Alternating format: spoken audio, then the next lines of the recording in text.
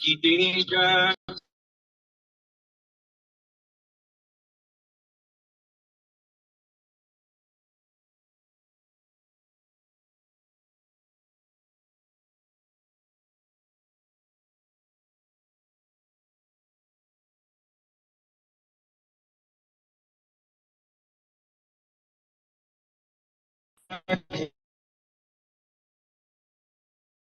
Answer back.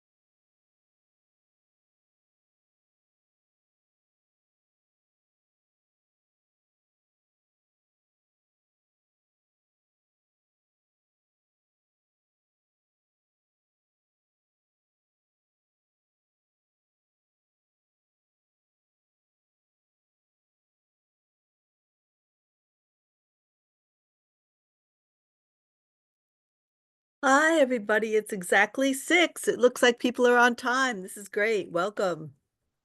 All right, I'm Kristen. I think you know me if you sat through 75 hours of listening to me. So I guess you know me. Um, well, welcome. Nice to meet you in person, electronically. Uh, the first thing that I always ask is I want to know if people are studying for the school test or the state test or both. And also, if there were any areas that you found particularly troubling. Like, for example, some people have trouble with math, some people have trouble with the legal stuff, or some things maybe I just didn't explain very well. And so people want to go over those. Um, a lot of times people get confused by like all that tenancy in the entirety. The difference in the school and state test. Well, every school tries to make their test as much like the state test as possible. Because if you think about it, like, what are we going to do if we're designing a test? We're going to follow what our bosses do, right? So we figure that Department of State is going to like it if we make our test as similar to theirs as possible. So all schools try to do that. But to some extent, we can't make it completely um, similar because they require us to have a certain number of math questions and a certain number of questions about implicit bias and things like that. And they don't necessarily follow the same formulas. So I would say that's the difference. I think another difference is that on the school test, we have limited space because we're administering it online and everything like that. So the questions tend to be pretty short. The state test, they use a lot of legalistic language. And a lot of the time they're quoting the laws. So you have to get used to the kind of language that they use on the state test. Okay, Helen is doing both.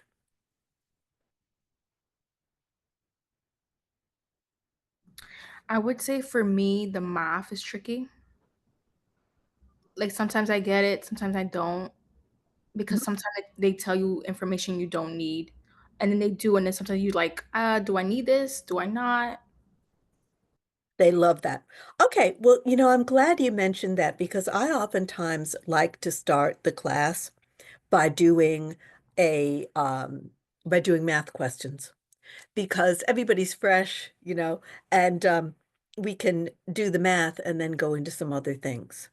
Now, I can give you a question that is always on the state test, and I think there might be one on the school test as well. Uh, Let me see if I can find it. What it has to do with is a net listing. And what do we know about net listings?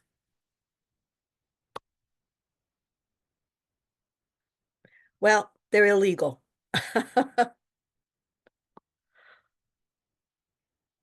Okay, so an illegal net listing. Let me type it. Let me explain how I do things because maybe you've never been with me before. You can use calculators, but let me show you. Do not use a calculator like this. Okay, this is a scientific calculator. So if you have a scientific calculator, a real estate calculator, a financial calculator, they will confiscate it from you. Okay, do not bring in any kind of rocket ship. Like don't bring like a Texas Instruments or a Hewlett Packard or something like that. They'll take it away. The best way to know if excuse me one second, I'm gonna grab a really bad calculator as an example. Okay, this is a really cheap calculator. Okay, now it happens to have the little jewels on it, but all it's got is numbers and then it multiplies and divides and does percentage and square root, and that's about it. Okay. Um, the ones that have, see all these operations that it does at the top, this is the kind you don't want. okay? Because this one can do logarithms and tangents and present value and all kinds of freaking stuff. And they don't want you to use those because those kinds of fancy calculators can store equations, and they want you to store the equations here. So probably the easiest guideline is to just say, I'm going to get a calculator that costs less than 10 bucks. It's hard to go wrong with that. And you cannot use your watch as a calculator, and you cannot use your phone as a calculator. All right, so let me tell you how I operate. What I do is you don't have to take notes, because I figure there's like, what, 8 of us here? And it's sort of silly for 8 people to all be writing down the same thing and trying to do it real fast and everything. So what I do is I take notes for you, and I give you sample questions. And then at the end of the chat, I send a copy of the chat transcript to everybody. So while we're on the subject, could you please put your email address into the chat for me, and that way you can be sure that I'll send you a transcript when class is over this evening. Okay? So please put your email address into the chat so I can send you a copy of this transcript when class is over. There we go. All right, and if anybody new joins us, I'll tell them the same thing. Now, we were talking about a net listing. So a net listing is when the seller says how much money they want to end up with in the sale.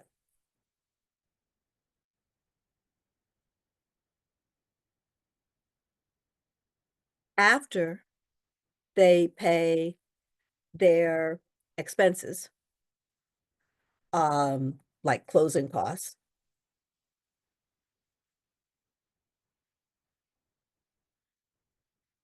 and commission. Like, we care deeply about our commission, right? If they don't specify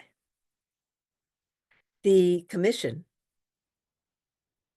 as a percent of sale price or a flat dollar amount,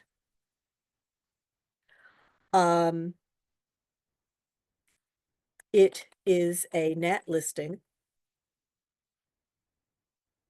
and is illegal in New York State.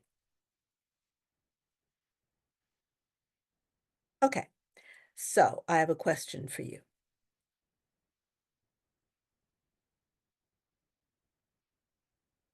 A seller wants to net 250,000 on the sale of his property and has agreed to pay the broker a 5% commission. At what price must the property sell? Now, this is easy to forget. I even forgot it yesterday. So I will give you the equation, and because you'll have it in your notes, I'm sure you'll remember it. So the equation is this: the net price divided by the percent to seller equals sale price. Oh, okay. Well, let me see if I can explain it better. All right. So the net price we know is 250,000, right?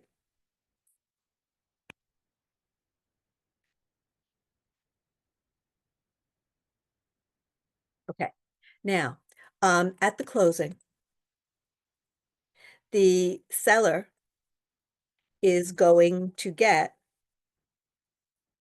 100% of the sale price, but he has to give 5% to the broker for commission. So the seller keeps 95% of the money. That's the part that people have trouble with, okay? So all we have to do, now that we know these two facts, okay, we know the net price and we know how much money the seller is going to keep. So we say 250,000 net divided by 95% to seller equals, let me get my calculator here.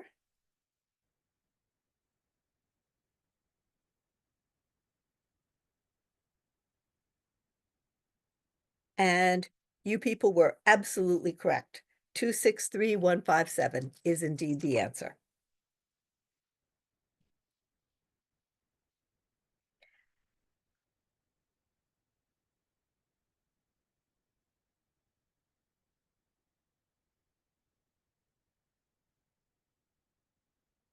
I have a question. Mhm. With this question, would they ever ask us like almost to go deeper as to what the other salesperson's percent would be? Like if we're splitting our 5%? They could. Okay. They could. I'll get you a question like that. Okay. Okay. All right. Now, I just want to point out a lot of people have trouble with this because what a lot of people do, okay, a lot of people do it the wrong way. Okay. Many people have trouble with this because they do it the wrong way. They calculate commission as a percent of net price. It is not. Commission is always a percent of sale price. Now think about it for a minute. If the net price is 250,000 and the sale price is 263,000 and your commission is 5%, do you want 5% of 250 or 5% of 263? Definitely 263, right? So you make more money if your commission is a percent of sale price. So to avoid this mistake, always use this equation. Net price divided by percent to seller equals sale price. Okay, that will work. Okay. Now, I'm going to check. I saw a question yesterday about this. So let me see if I can get it for you.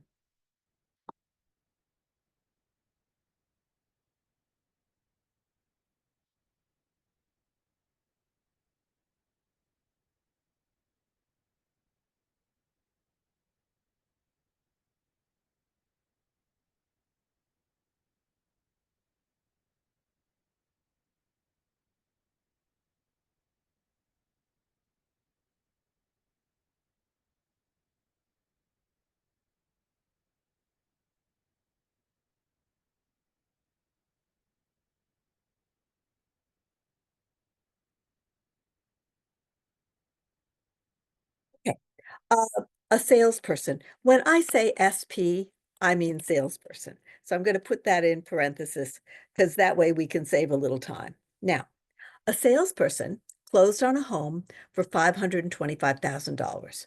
Commission was 5%, with 50% going to the co-broking company. The salesperson gets a 60% split. How much does the salesperson or sales agent get? So, some of you are smartskis and probably already have the answer, but I'm going to show you how I solved it yesterday. Okay, so 525,000 sale price times 5% commission equals 26,250 gross commission. And half of that is going to go to the co-broker. So it equals, here, let me show it to you. 525,000 sale price times 5% commission is 26,250 gross commission.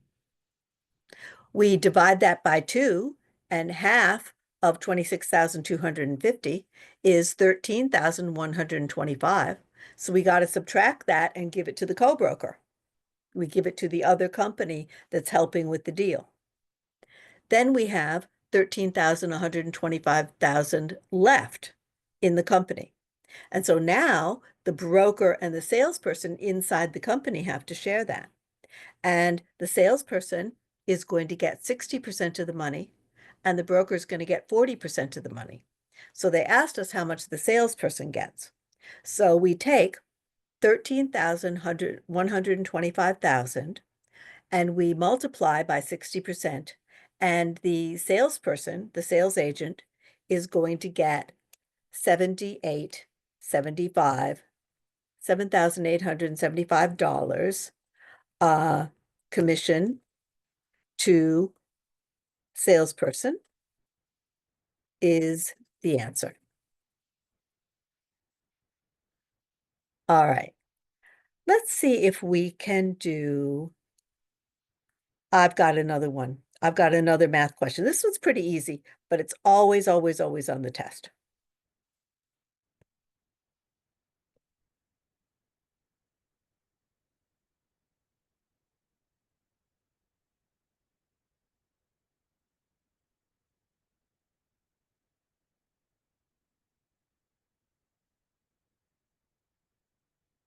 A broker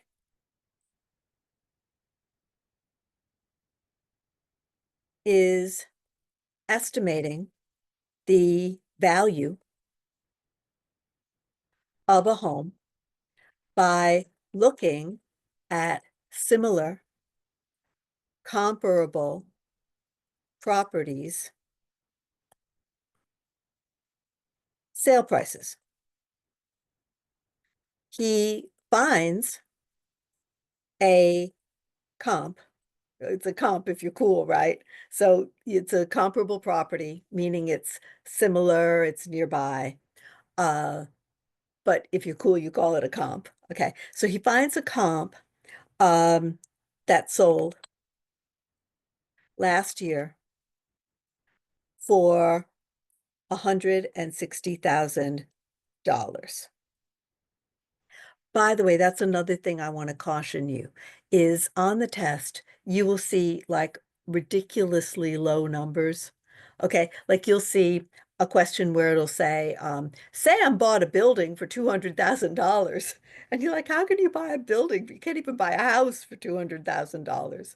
You know, I mean, the average home in Manhattan right now sells for $2 million.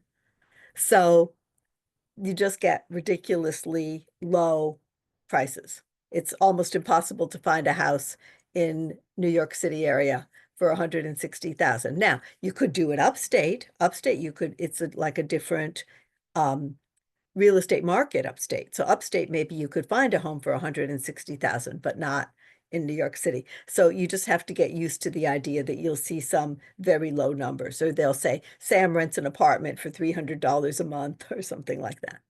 Okay, so the broker finds a comp that sold last year for $160,000. However, market prices increased 6% in the last year. How does the broker adjust the comparable? Okay, let's read this again. A broker is estimating the value of a home by looking at similar comparable properties' sale prices. He finds a comp that sold last year for $160,000. However, market prices increased 6% in the last year. How does the broker adjust the comparable? All right, looks like Tori's very good at math. So let's try it together. I'm not as fast as Tori is. All right, so we're going to say 160,000, and that's the price last year, times, I'm going to say 1.06 price appreciation equals, there's my calculator. I think I'll use my bling calculator here.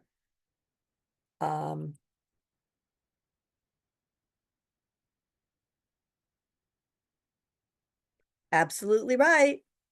169,600.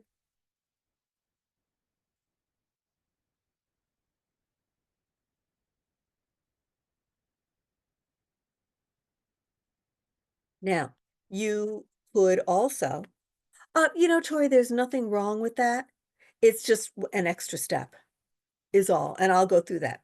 You could also do it as Tori did. You could say 160,000 times 6% equals, and that would be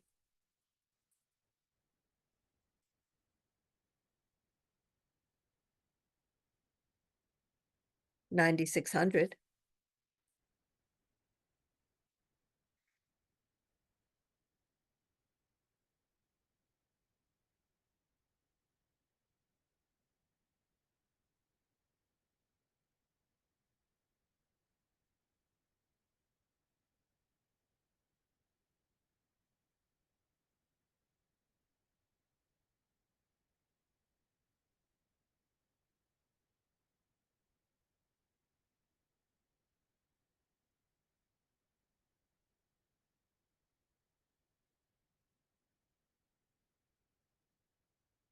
Okay, so the only reason I didn't do it that way is it just has an extra step.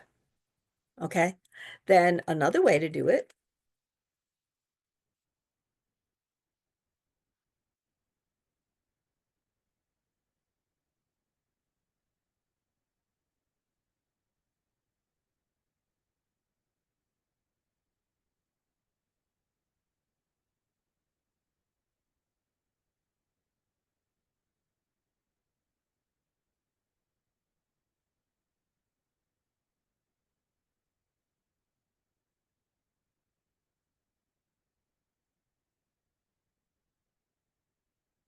Okay.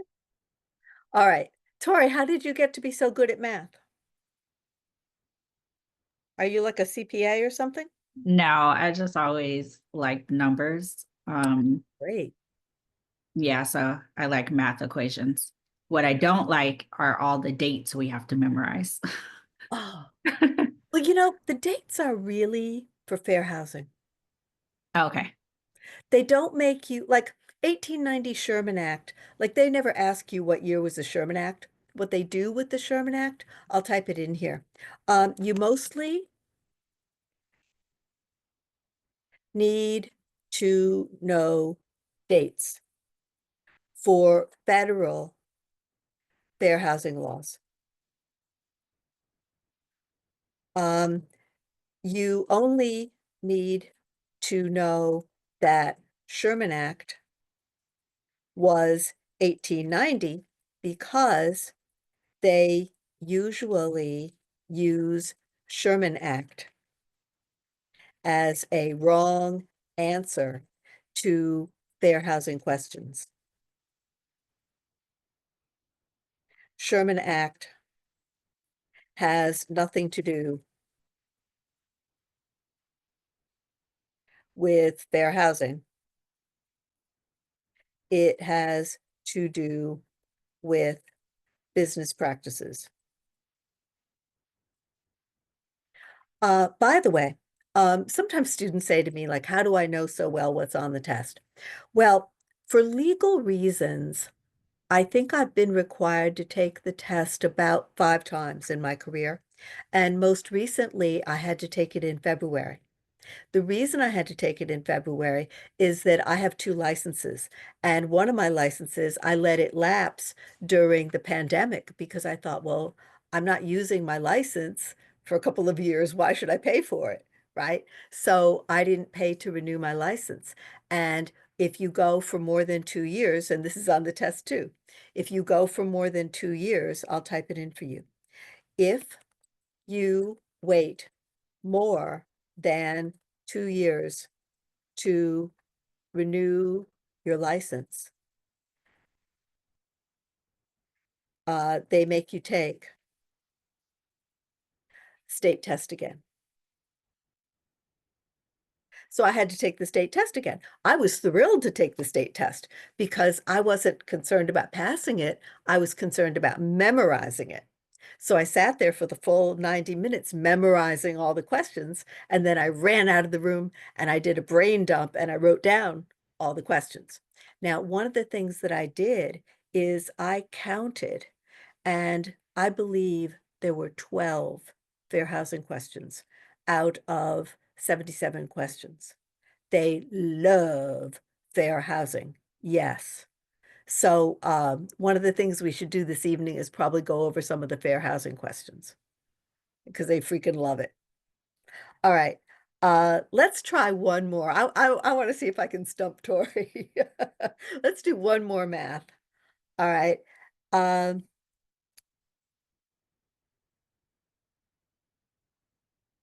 Here we go. Sam wants to buy a building for 2 million.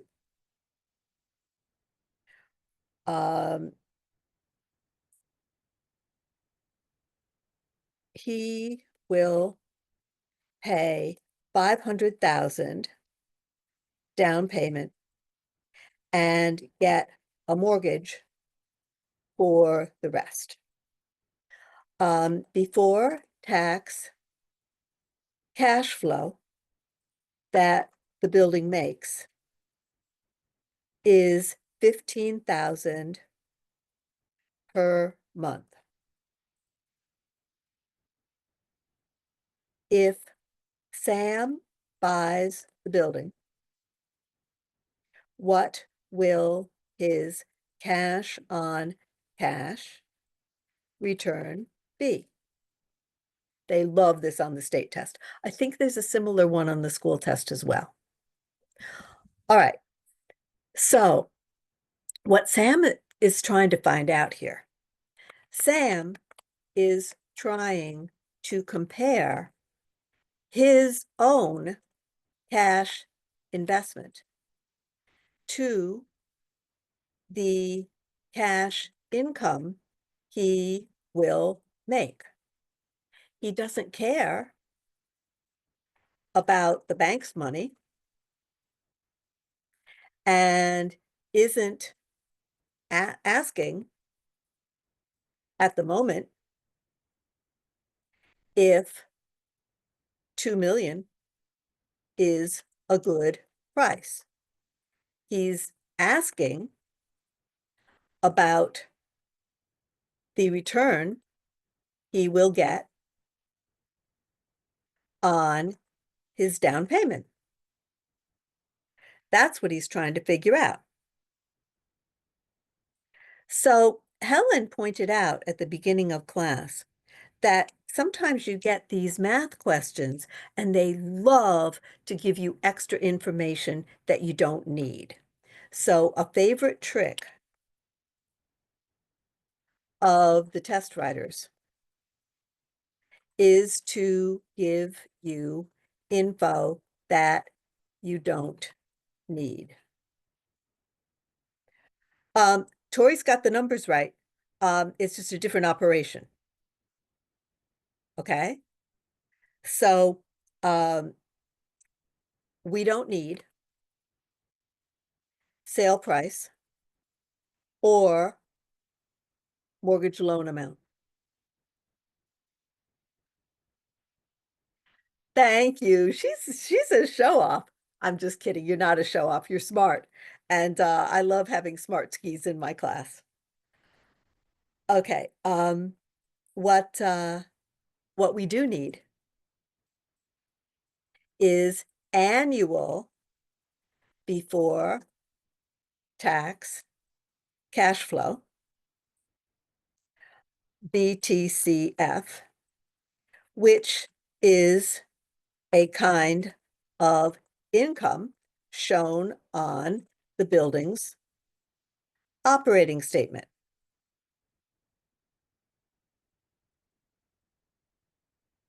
And we need Sam's cash investment, which is 500,000. So the formula is this: before tax, well, I'm going to say annual before tax cash flow divided by Sam's investment, which is $500,000, right? Equals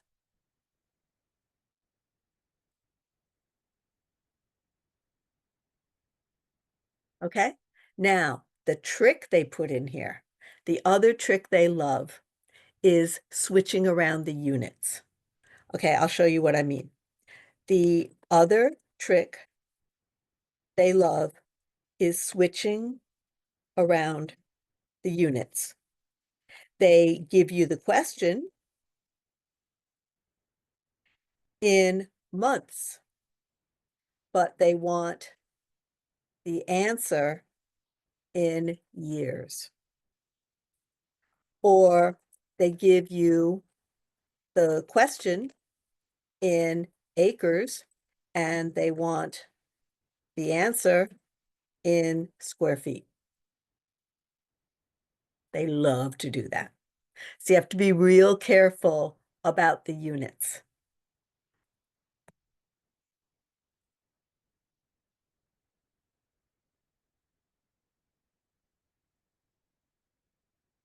So 15,000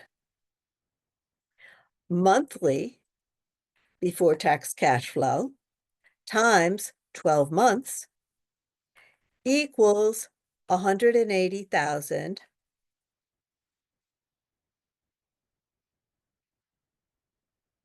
okay? So now that we know the annual BTCF, we can say 180,000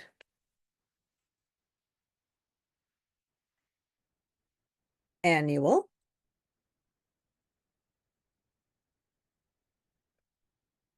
divided by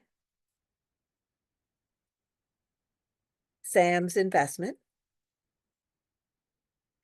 equals, which equals 36% cash on cash return. It's 15,000 a month. Oh, I have a typo there. I'm so sorry. Thank you. Thank you, Nick. I put in an extra 0.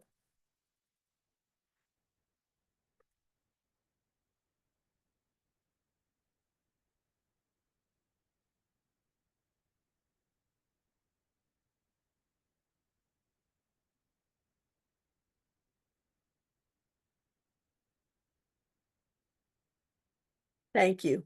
I'll fix that in the transcript. Don't worry. I won't give you a transcript with mistakes in it. All right. Should we try some other subjects? Let's do some fair housing.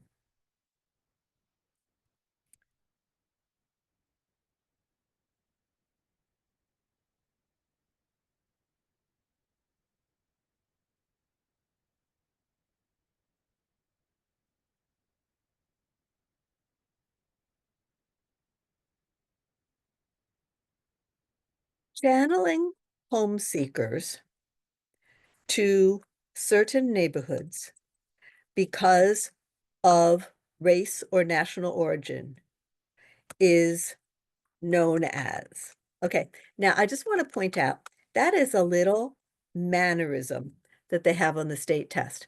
Like they don't say, what is it or what's it called? They say, what is it known as? So that's one mannerism they have. Another mannerism they have is they love to start each question with the words, according to New York state law. Well, like everything's according to New York state law, right? So you just have to sort of overlook those mannerisms of according to state law and what's it known as. But if you could get over those, you're way ahead. Yes, the answer is steering. Answer is steering. Channeling is another word for steering. I should tell you something interesting. Yesterday, I watched that movie on YouTube called Long Island Divided.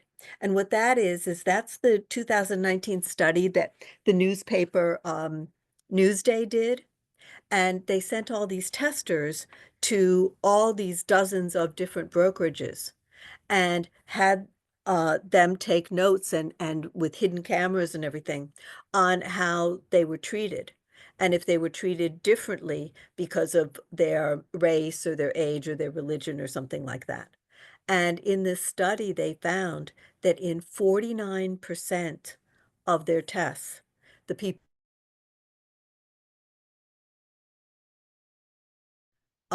what was interesting about it is that they filmed most of these tests. So you can watch the film on YouTube. The film of the Newsday bias study is called Long Island Divided, and it is free on YouTube. So anyway, I was watching it yesterday, and what they did is they had all these brokers who were committing steering. But they didn't want to say, well, like you should live here because you're black, or you should live here because you're Chinese, or something like that, because that would be like openly, obviously discriminatory. So what they did is they started saying, well, you should live here because it's a better school district, or you should not live here because it's not the right school district for you. And they got a human rights attorney on TV who said, that's code for steering, because the people didn't have any statistics about the school rankings. Like they weren't talking about the actual quality of the schools. They were just saying, well, you wouldn't like this school wouldn't be right, the school district wouldn't be right for you, and so forth. So that's why Department of State even announced it. I mean, I'm sorry, not Department of State, the state government even announced it, that the reason why there are now 12 questions about fair housing on the test is because of this Newsday study. Okay, here's a question that is always on the test. Always, always, always. Familial status and persons with disabilities became protected classes under which law? 1866 Civil Rights Act, 1964 Civil Rights Act, Federal Fair Housing Act Amendment of 1988, or 1974 Housing and Community Development Act.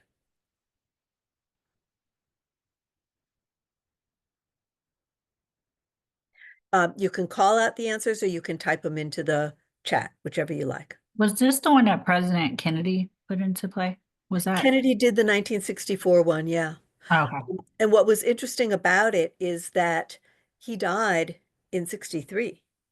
So he was the one who like developed the bill and developed the policy, but he didn't live to see it passed by Congress. Thank you. Thank you, Tori, 1988. Answer is 1988. I do not know why they love this so much. They love it on the state test, and if they love it on the state test, then they love it on the school test too. So, Tori,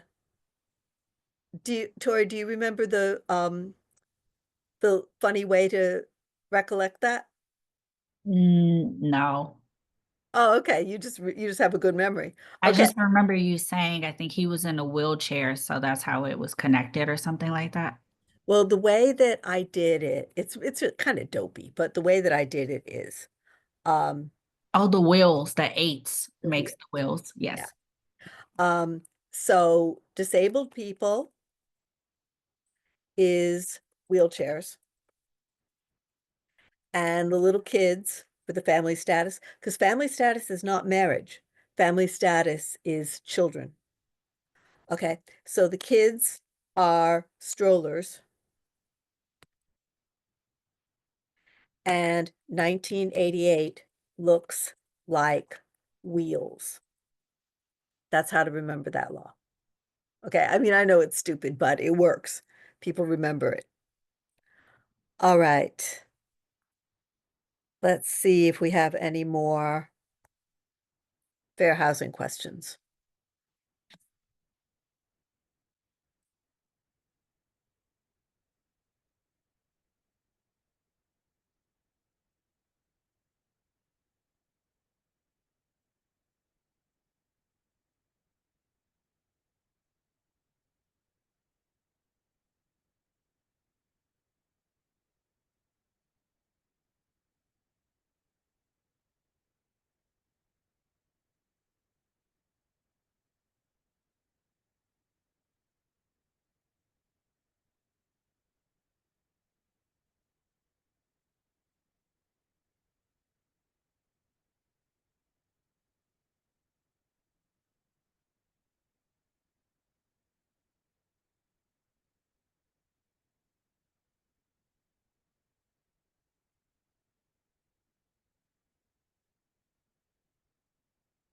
Steering, blockbusting, redlining, or antitrust.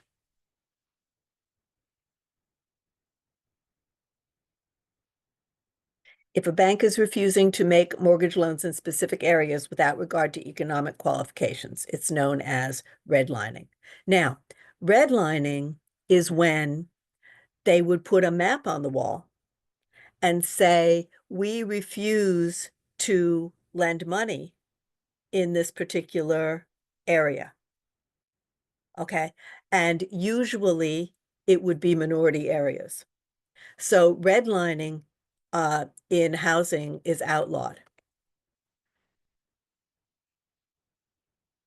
Now, I had a time once. The redlining does still exist in other industries. I'll give you an example. I ordered like an 80-inch TV or something like that I went online and ordered it from Best Buy, and they canceled the order. So I ordered it again, canceled the order, ordered it again. 3 times they canceled the order. I called them. I said, why do you keep canceling my order? And they said, because we refuse to deliver to your neighborhood. And I said, why? And they said, your neighborhood's high crime. So we won't deliver. So they have the map on the wall. They won't deliver to certain neighborhoods. They won't deliver like expensive items to certain neighborhoods that they consider to be high crime. So the idea was that the reason they did housing redlining is that supposedly they were drawing lines of areas where people were poor credit risks or had low incomes or something like that. Well, low income areas, oftentimes were minority areas. Oh, that happened to you too? You ordered an air conditioner and they wouldn't deliver it. You must be my neighbor. Oh my. All right, let's see what else we can do.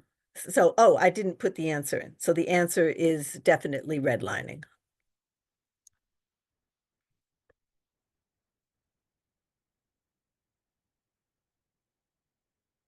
Okay.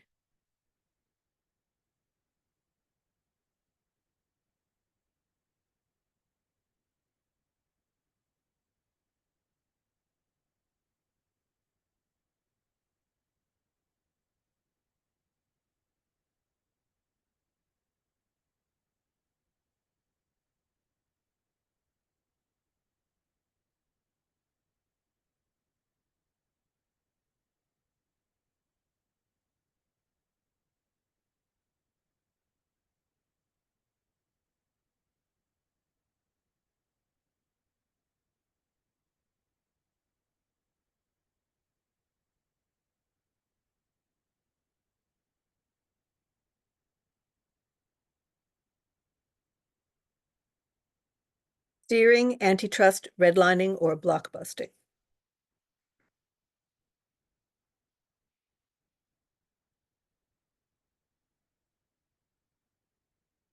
Absolutely right. Thank you, Helen. Okay, now, they need a fourth one. A fourth choice. After steering, blockbusting,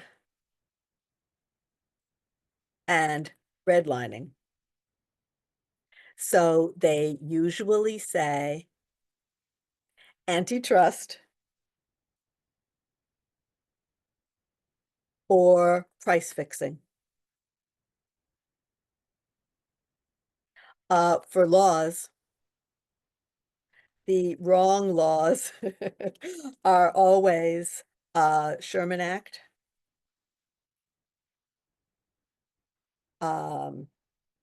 Equal Opportunity Employment Act. You know why? Because it's questions about housing. So Equal Opportunity Employment Act would be wrong, or Housing and Community Development Act.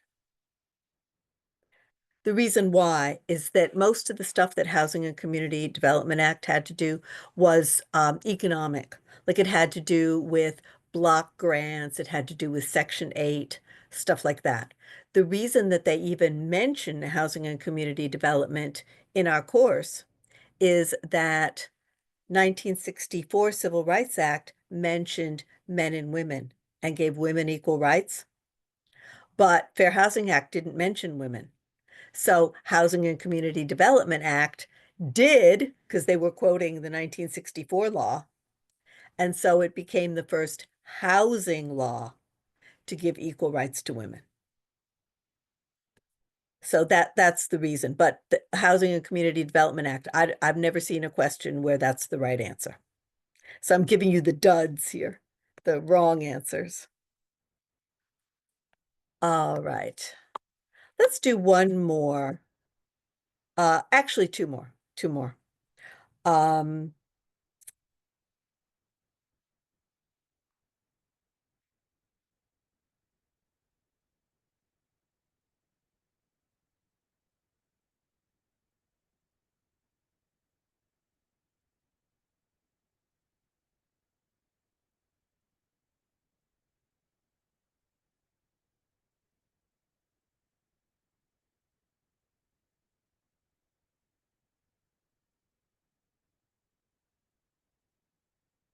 By the way, I got this one wrong on my test. When I took the test years and years ago, I got this one wrong. Which law was the first attempt by the federal government to guarantee equal borrowing opportunities to everyone? And as usual, it's going to be the same old suspects.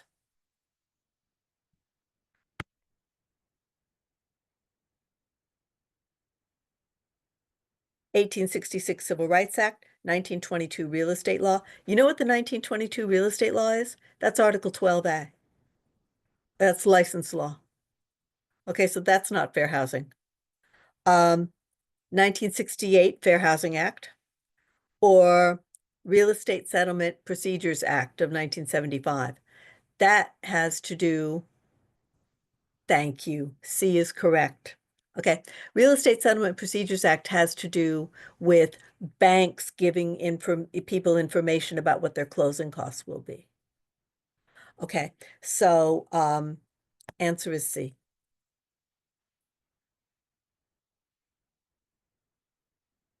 Now, I guessed wrong, I told you. I guessed 1866 Civil Rights Act because it mentions just about anything that you can do with real estate and gives everybody equal rights. But the trouble is, Civil Rights Act, 1866, Civil Rights Act, never mentions banks or mortgages.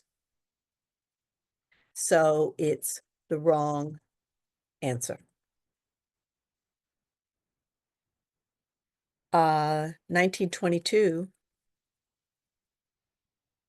real estate law is Article 12A, license law. All right.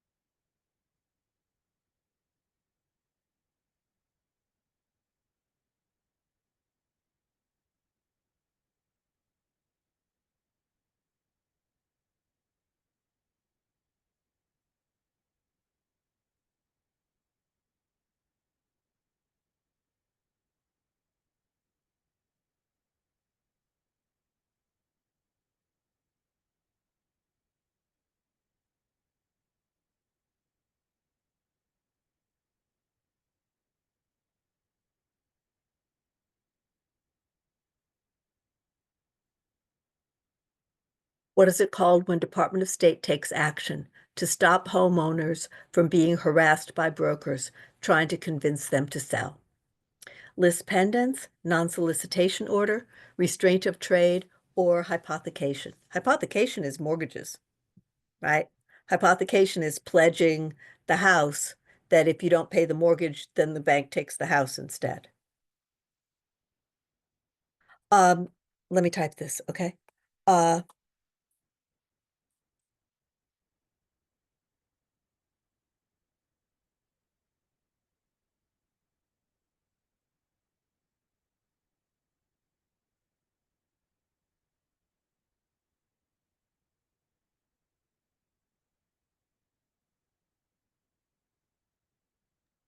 So it's B.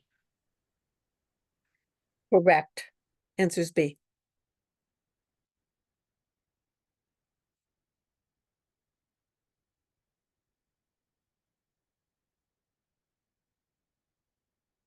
Is there a different name for it? I thought it was called something else, the non-solicitation. I'll type it for you in a second. Okay, Department of State issues a non-solicitation order. That means that we can't contact all the homeowners and try to get them to sell. A non-solicitation order in a cease and desist zone. I bet that's what you were thinking of, right? Yeah, that's what I was thinking. Okay, the difference is that a cease and desist zone is where you're not allowed to do it. And non-solicitation is what you're not allowed to do, which is contact everybody and try to get them to sell. There are boatloads of those in the Bronx right now. And the reason why is that the Bronx is really hot. And so investors are dying to buy stuff in the Bronx. I don't know if anybody lives in the Bronx or has been there lately, but every time I go to the Bronx, I see so much new construction going on, especially new housing construction. So Bronx is really hot. So all the brokers are trying to convince people to sell their homes so that they can build apartment buildings. All right. Oh, I want to do this one. And the reason I want to do it is this is the state test, and I'll do some school. We've done a few school test questions already. We've done some questions that are on both school and state, but I want to do one right now that is definitely just the state. It's not the school. And the reason I want to do it is that this question is, in my opinion, kind of obsolete. I'll show you what I mean.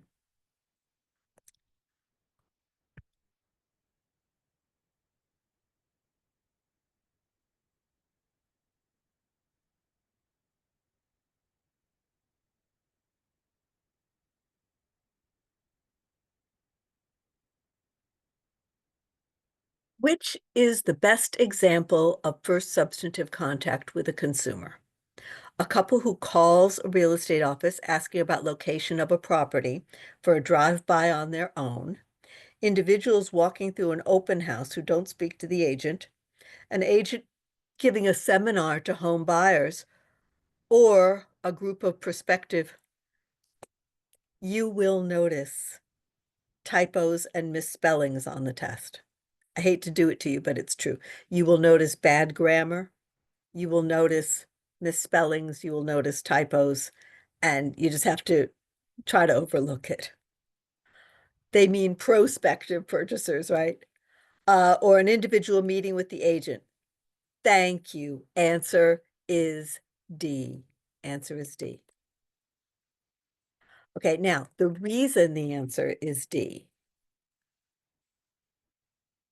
is that traditionally, Department of State, and from now on, I'm just going to call them DOS. They call themselves DOS on the test. Okay, is that traditionally Department of State thinks of first substantive contact as an actual in-person meeting, not electronic. Now, that's because they wrote most of these questions like 40 years ago. 40 years ago, that would be back in the 80s, right? And 40 years ago, we didn't have, I mean, we didn't even really have fax machines too much. We didn't have home computers.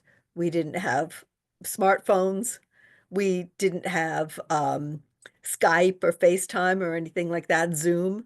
None of that stuff. We didn't have the kind of electronics that we have now. So they think of first substantive contact as being actually meeting a person.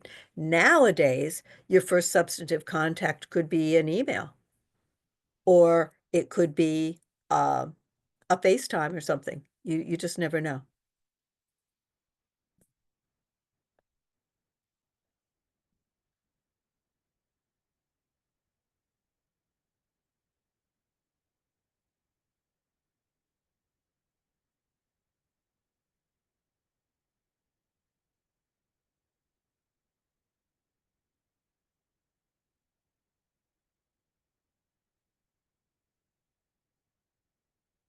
This is a question that I think is kind of easy, but you would be surprised how many students get it wrong.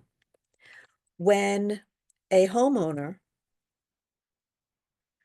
wants to dispute their local real property tax with the city's Board of Assessment Review, who has the burden of proof?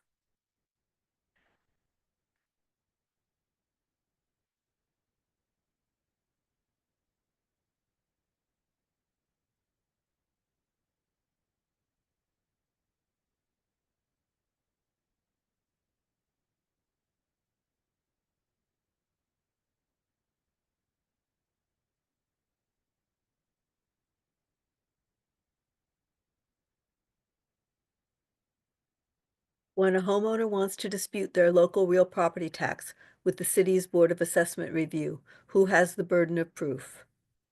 Thank you. It amazes me that people actually think that um, that the city assumes that the taxpayer is right and that the city has to prove to the taxpayer that they're wrong. It amazes me that people think that whatever city they live in, I want to go live in that city. Okay, but the city that I live in, the taxpayer has the burden of proof.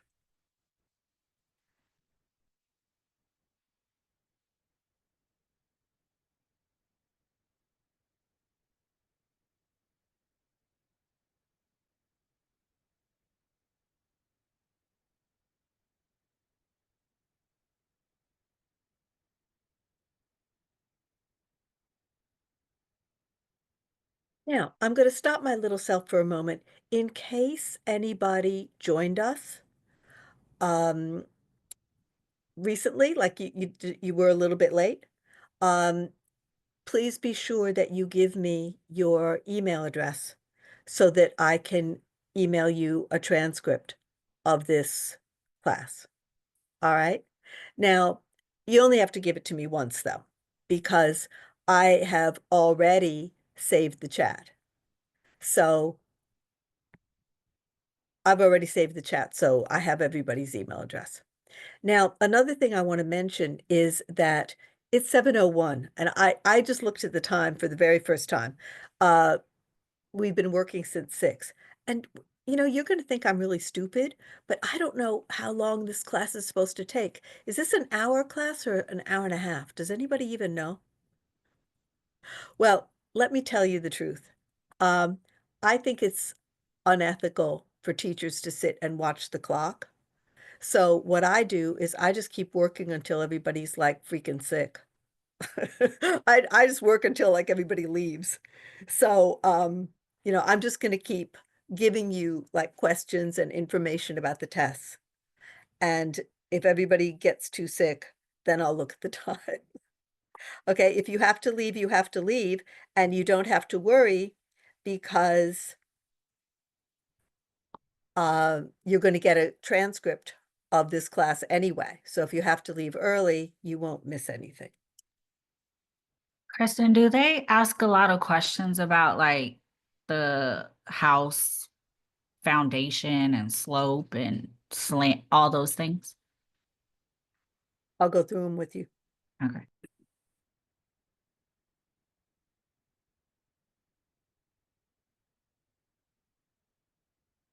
Yeah, they really like the construction questions.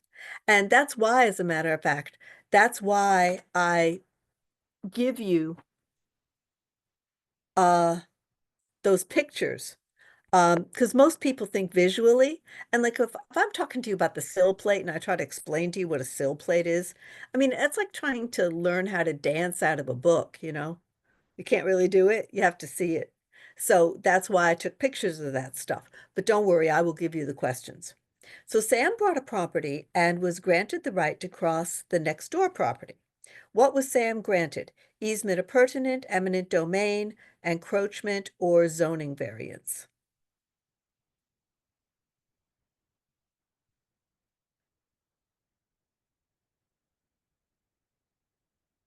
You know what I'm doing? I'm going to give you one of the things they love to try to fool you about on the test is they try to fool you about words that start with E. And everybody gets confused. So what I did is I made a little miniature glossary. And it's a glossary just of the E words. And I'm going to give it to you right now.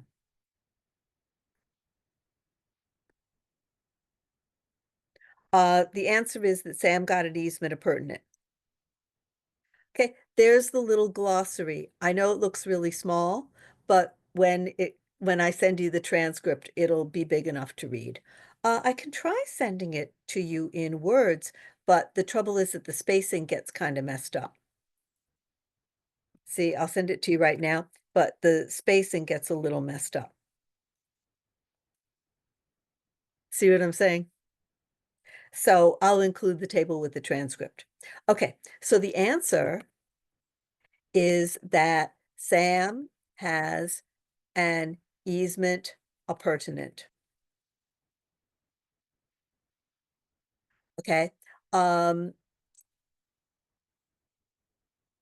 let me double check this question.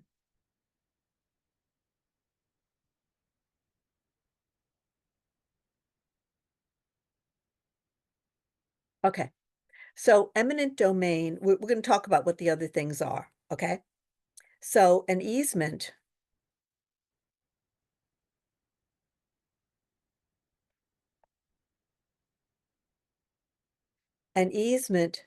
means that owner of another property legally can use your real estate.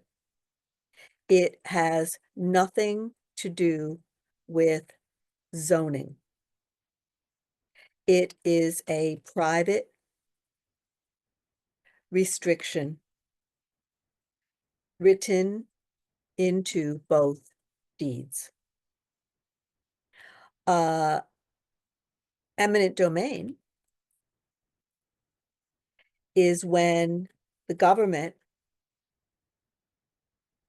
takes privately owned real estate for public use. Like they want to build a bridge or they want to build a stadium or something like that. Encroachment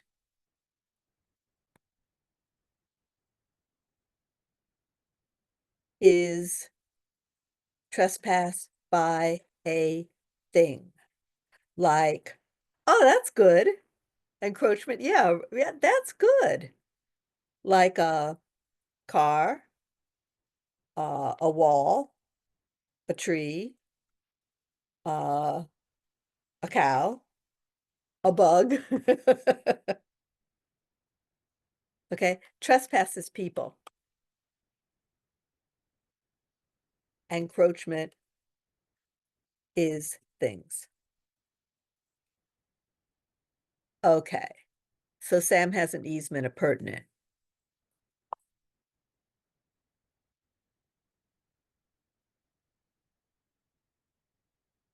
Now, I'm giving you a question from the school test. It's time we did some more of the school test.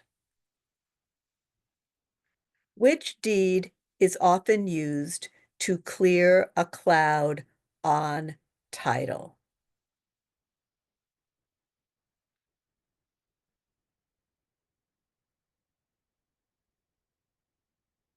Oh, very good. Thank you. I didn't even have to give the choices.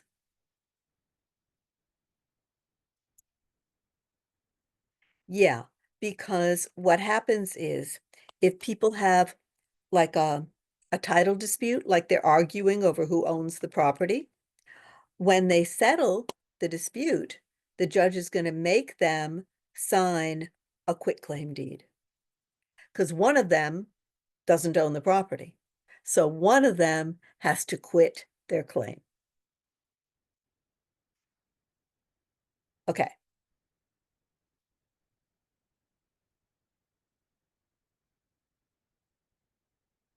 Okay, I'm just going to ask you this one. I'm not going to type it in.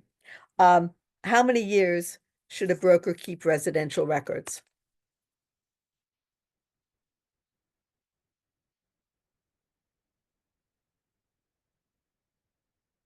Thank you. Yeah. Now, this is an easy one. And the answer is 3 years. Now, the reason I say it's an easy one is that if you know that you keep your records 3 years, you will definitely see this question on both the school test and the state test. And the test is timed. Like you have 90 minutes for the test.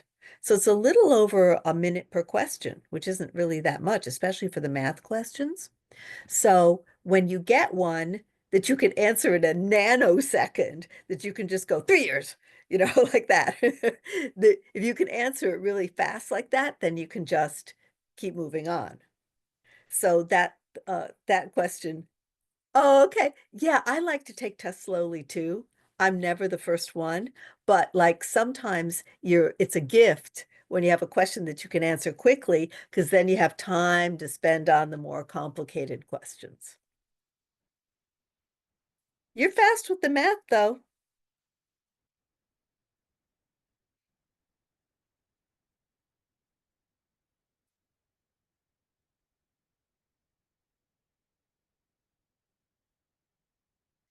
Okay, we said we were going to do some construction.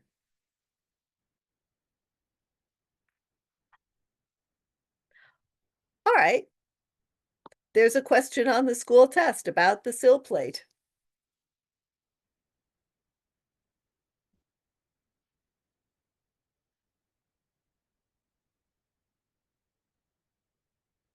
It's 77. Used to be 75, but then they added 2 hours to the course. So they added 2 questions to the course. And the school had to add 2 questions to our test as well.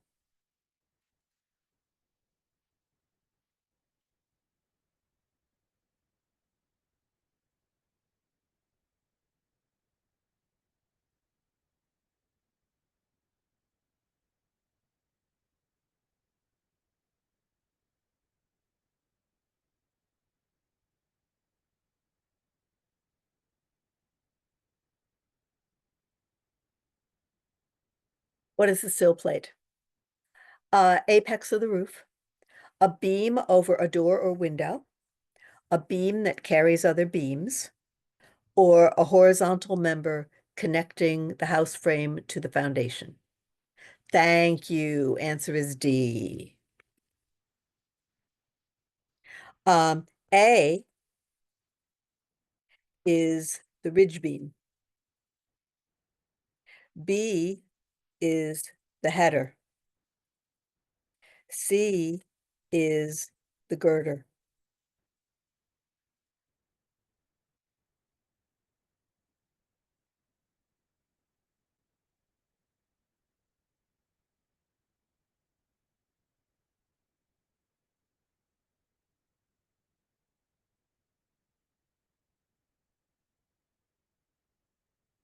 What is traditional minimum electric service for a house in New York State? Now, this is another one that they wrote the test. They wrote some of these questions like 40 years ago, before people had 80-inch screen TVs from Best Buy, and before we had home computers and 2,000-watt hair dryers and microwaves and all that stuff. Before we had all that stuff, you didn't need that much electrical service in your home. So let me give you the choices.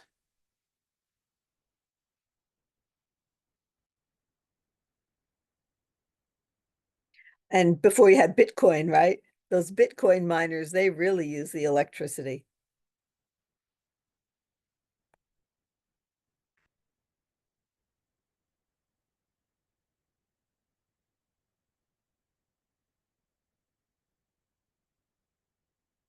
I heard that the Bitcoiners, that their favorite place to live is Plattsburgh, because Plattsburgh has some of the cheapest power in the whole country. Okay, what's traditional minimum electric service for a house in New York State? 100 amps, 100 volts, 100 amps, 120 volts, 200 amps, 240 volts, or 400 amps, 400 volts.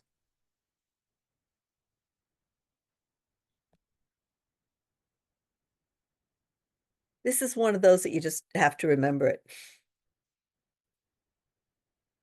When I get people in the, thank you. When I get people in the construction industry, they always know it right off the bat. But yes, answer is B. Thank you, Helen. All right.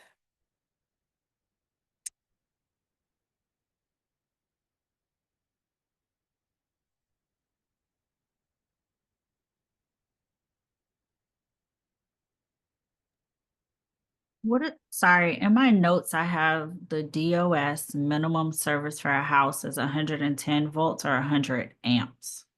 Is that something else? Well, it's not one of the choices here. See, Oh, what they do, they quote, like electricians, they quote them in a range. So they'll call it 110, 120. okay.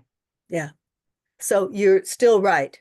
But you notice, like, we don't have 110 as a choice because then you'd have two right choices.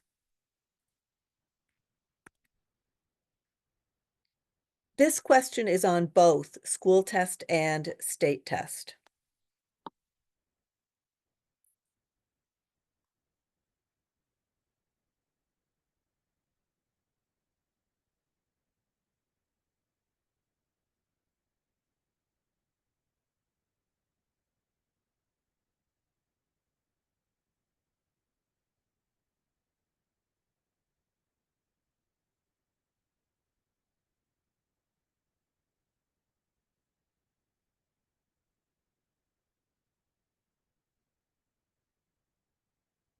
Forced warm air, geothermal, heat pump, or steam? Which system delivers heating and cooling through the same air ducts?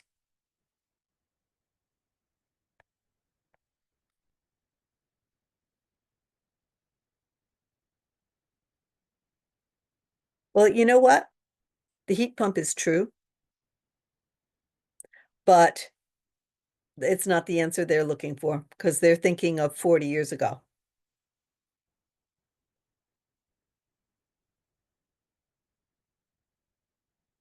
Thank you. Answer is A.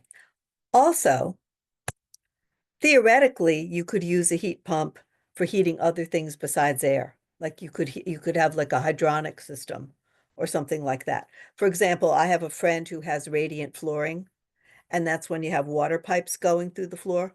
So you could actually use a heat pump to heat the water. So I guess that's their rationale. So the answer is definitely, answer is definitely forced warm air. They love this question.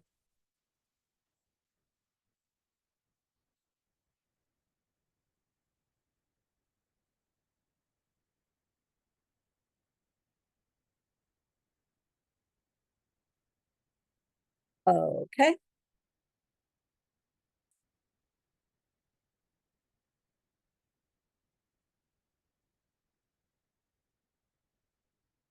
Okay, here's one that is on both school and state.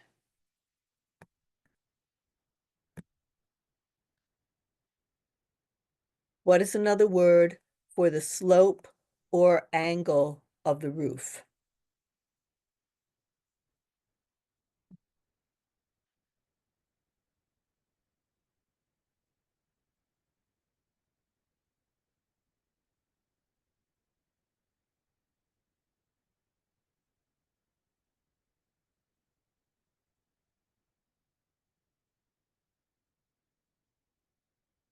What's another word for slope or angle of roof? Exposure, lolly, pitch, or ridge?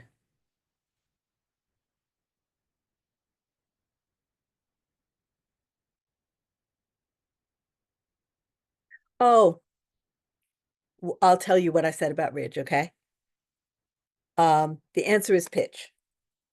Okay, ridge beam is the beam at the very top of the roof. And the ridge beam is what you nail the rafters into. The ridge beam is always horizontal to the ground.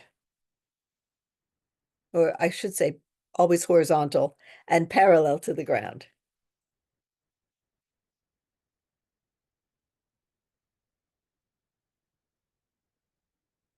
The ridge beam is always there, no matter what the slope of the roof is.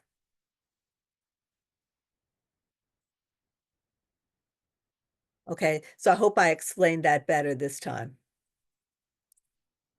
But the pitch is like what the slope of the roof is. Okay, I'm glad we're doing this because it teaches me when I haven't explained things too well.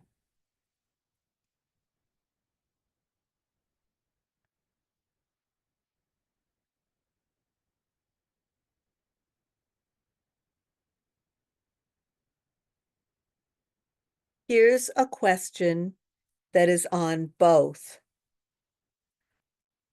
school and state tests. What is the overhanging part of a roof that extends beyond the exterior walls, known as eave, header, sheathing, or ridgeboard? Thank you.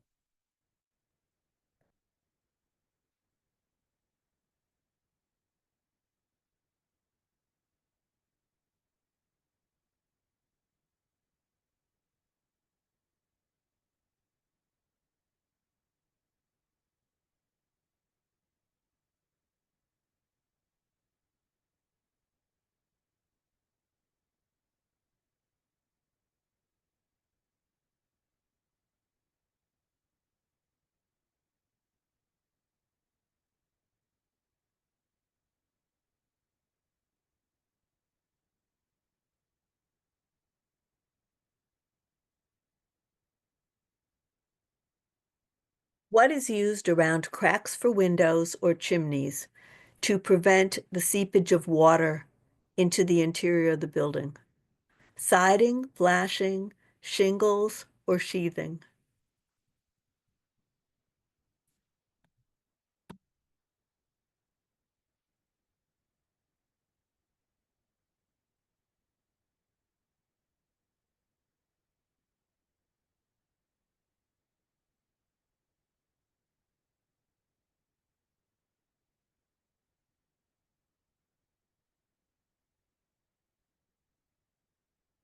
The sheathing is going to be like the plywood, sort of like the sub wall, the underside of the wall, then you put your finished wall on top of it.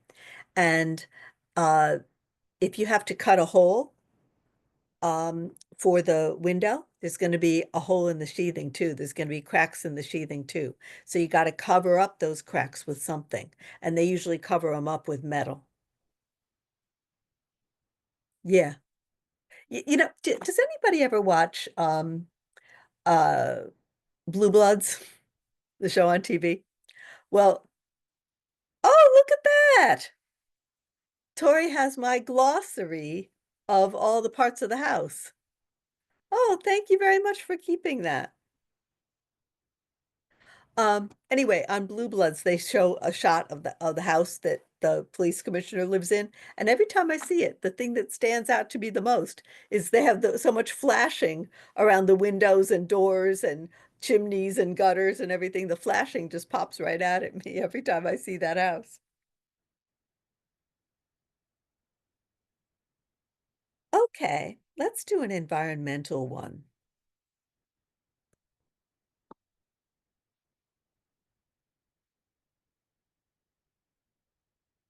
This question is on both school test and state test.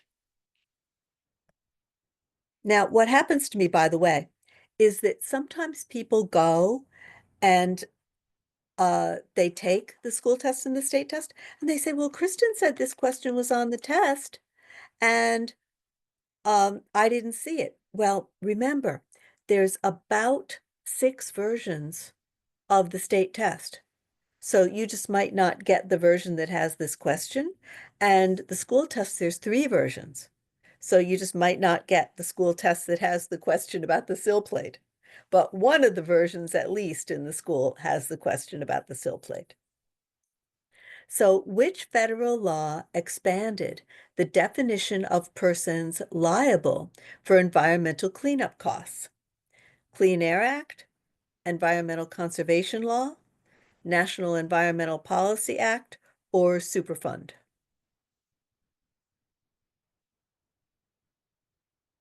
Thank you.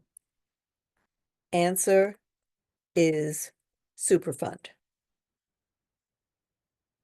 Superfund is money set aside to pay for environmental cleanups required by CERCLA. Department of State uses Superfund and CERCLA interchangeably. CERCLA stands for Comprehensive Environmental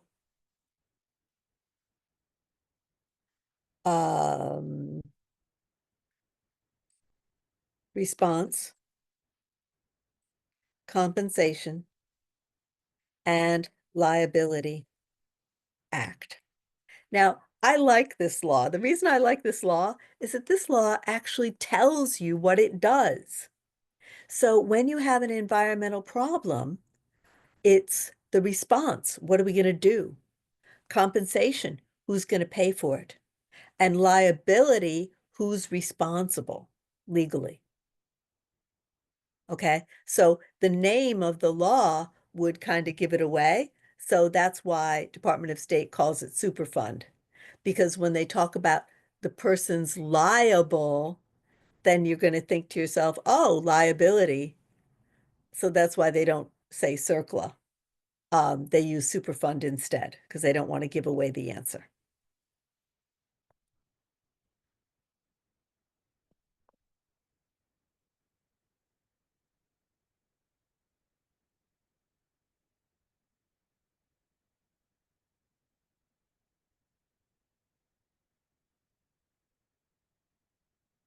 This question is also on both tests.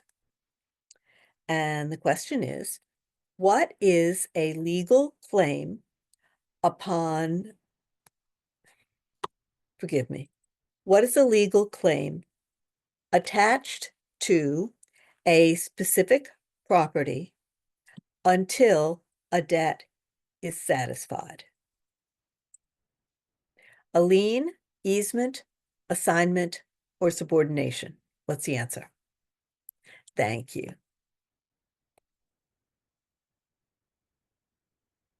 Now, this is sort of the reason I'm smiling is because subordination, for some reason, is Department of State's favorite wrong answer. They love throwing in subordination as one of the 4 choices. Like in my notes here, I have subordination coming up like 6 times in my notes, and it's always a wrong answer. I'll tell you what it is.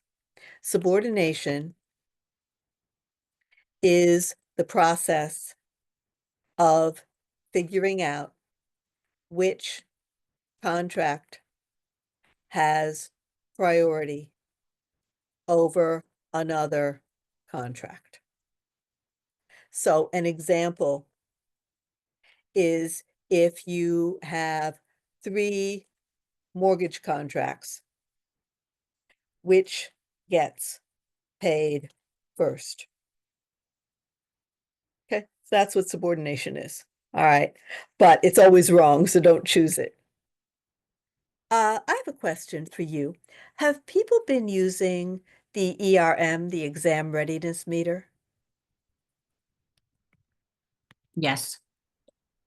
I'm pretty sure that RELNY invented it because I've never seen it. I've taught for boatloads of schools, and I've never seen it at any other school. Now, I believe they invented it, and they invented it when they opened RELNY a few years ago. And so we've been tracking the students' exam readiness meter compared to how they do on the test informally. I mean, like I ask people, what did your exam readiness meter say? And they tell me. And then I ask them later, was your exam readiness meter accurate? And they go, yeah, like my exam readiness meter gave me an 84 and I got an 86 on the school test. Now, the state test, they don't tell you what your numeric score is. They just tell you pass fail.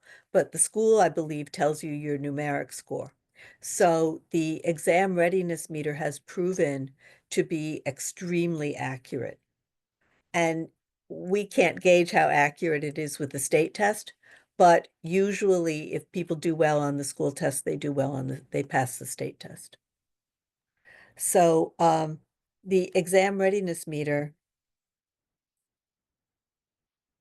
the ERM, I think, was invented by RELNY, and it tells you how what number you are likely to score on the school test.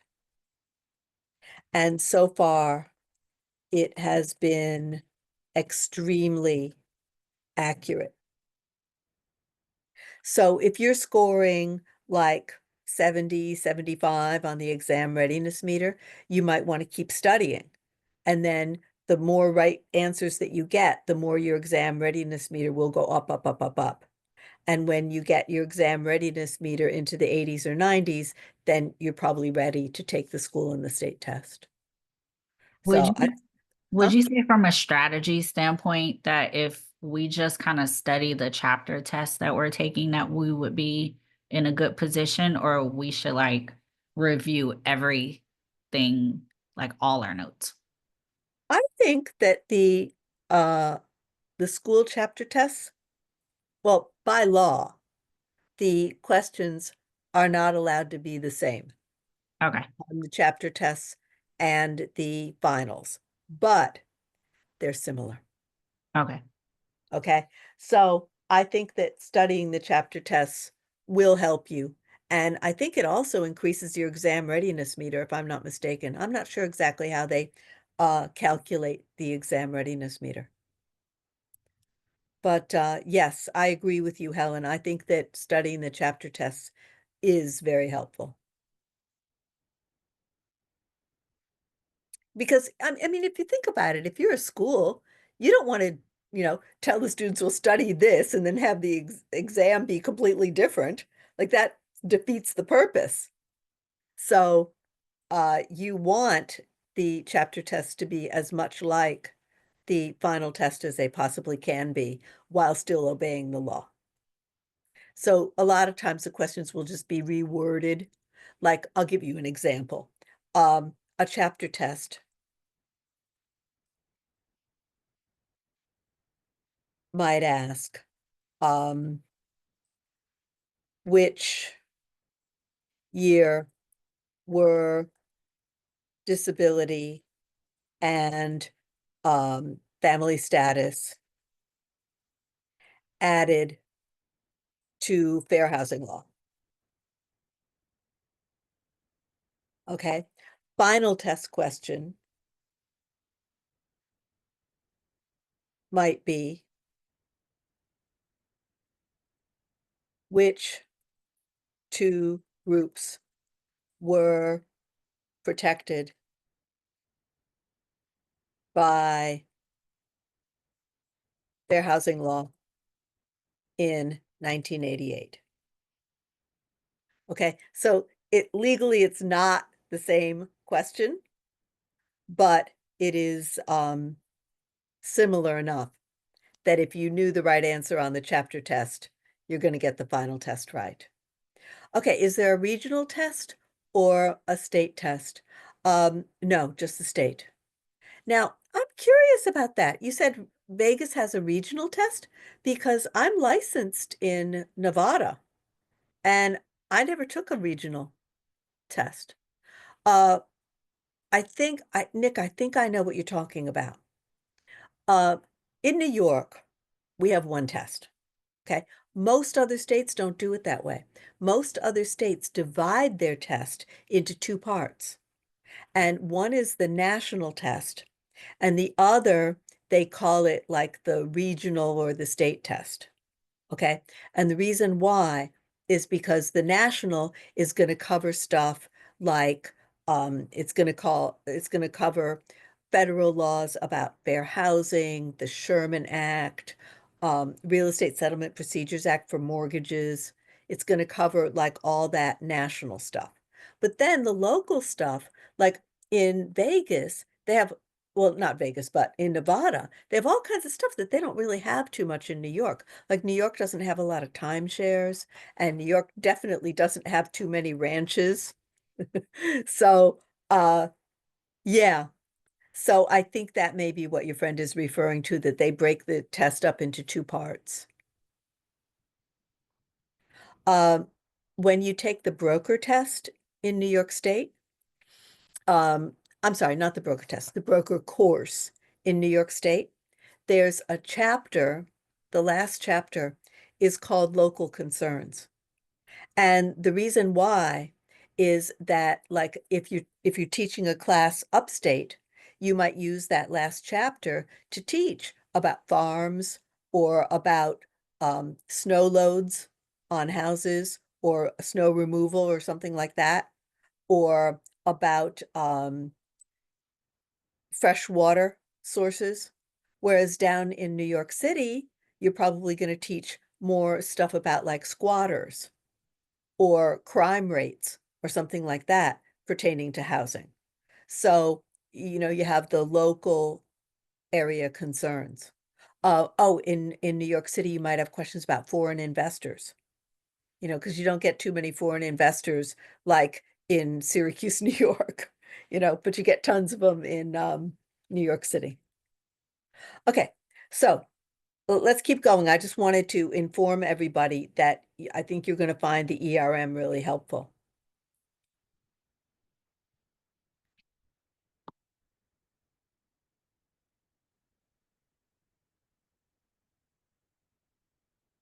I'm going to do a couple of legal questions. This one is the school test.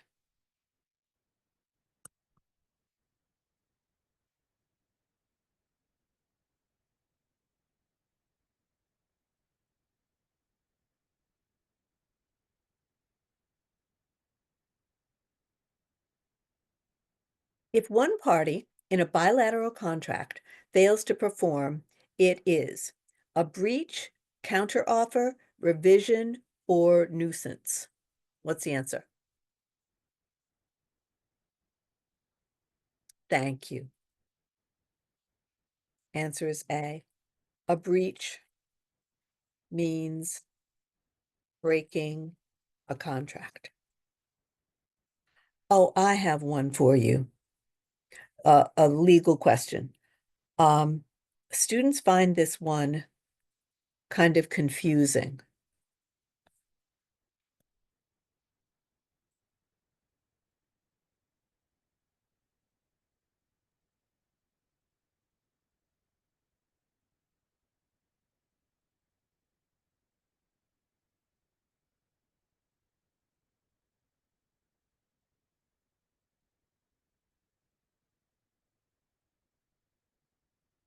Which contract provision requires completion of a certain act before the contract can be binding? This is a question that people know the answer, but they get confused by the way that it's worded. Let me give you the choices.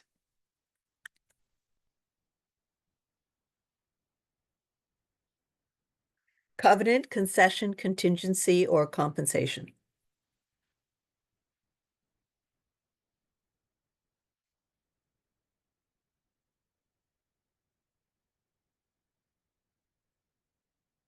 Here, I'm going to write it. A covenant is a written promise. The answer is contingency. Contingency means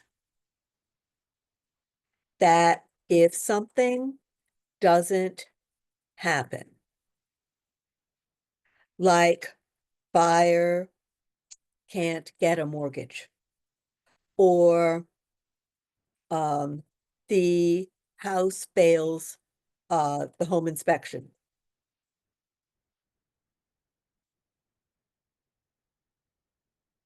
then the buyer can back out of the contract and get their deposit back. Whoops, back, not bank.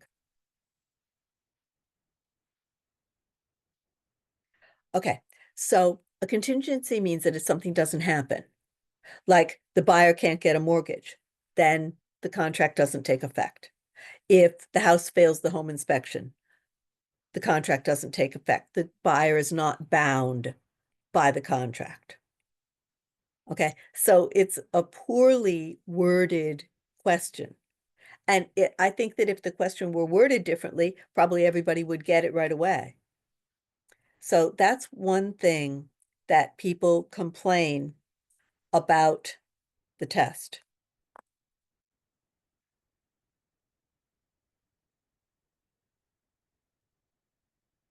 Okay, here's one that I think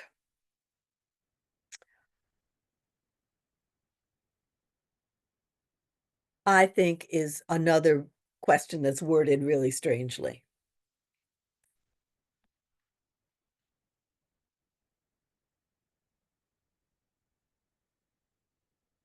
What are amounts paid to the lender at time of loan origination to account for the difference between market interest rate and the lower contract rate of the note. So in other words, you're going to give money to the bank at the beginning of the mortgage, and that money is the difference between getting the market interest rate or getting a lower interest rate on your promissory note. So what would you pay to the bank to get a lower interest rate? Thank you. Okay, so I'm going to say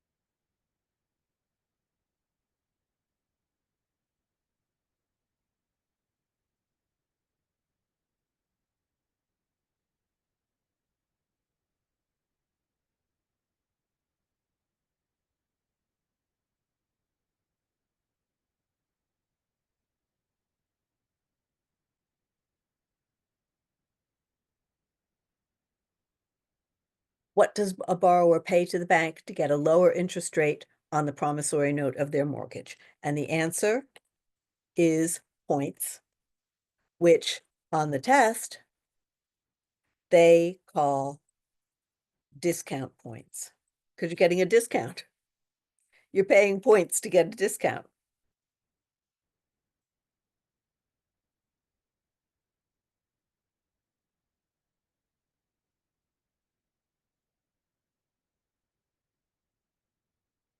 Oh, by the way, while I'm looking for the next question, what do people think about the 5 languages? Is that useful? I think this is the only school that has that, and so that's why I'm asking, because they do a lot of experimental stuff.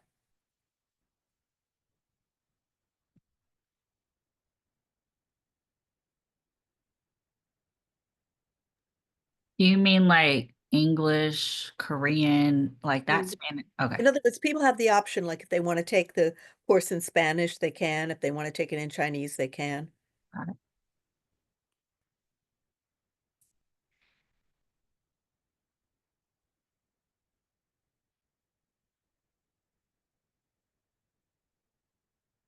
Sounds like nobody used that feature.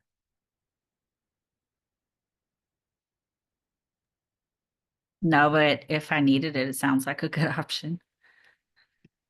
Well, I've met a lot of people who say that they want to take real estate, but they're concerned because they feel like English is like their second or third language, and they feel that their English might not be good enough.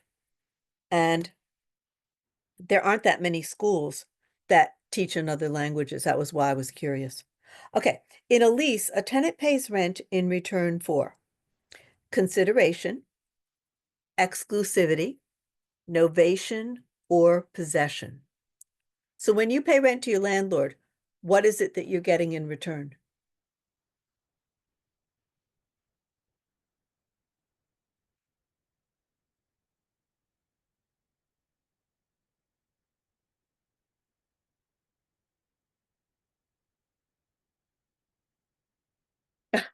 I like Nick. Nick says nope. Exactly right. Yes, thank you, Helen. Answer is D. Okay. Consideration is money. Exclusivity, well, exclusivity doesn't really apply to a lease. I mean, I guess the tenant has exclusive use, but that would be exclusive possession, wouldn't it? Novation is rewriting a new contract to replace an old contract. And so the answer is possession. You get to use the property and live there or whatever. So the answer is D, possession.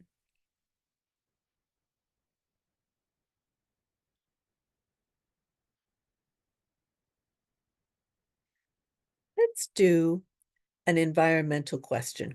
This question is on both school test and state test. And for some reason, it's always on the state test. Which federal law, dramatically curtailed the use of chlorofluorocarbons in the United States?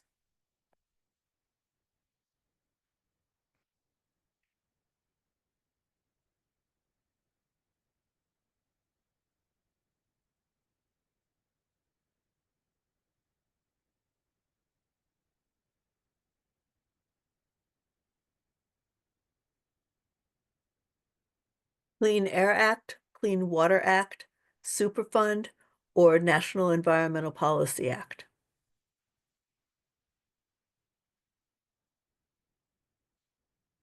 Thank you, Clean Air Act.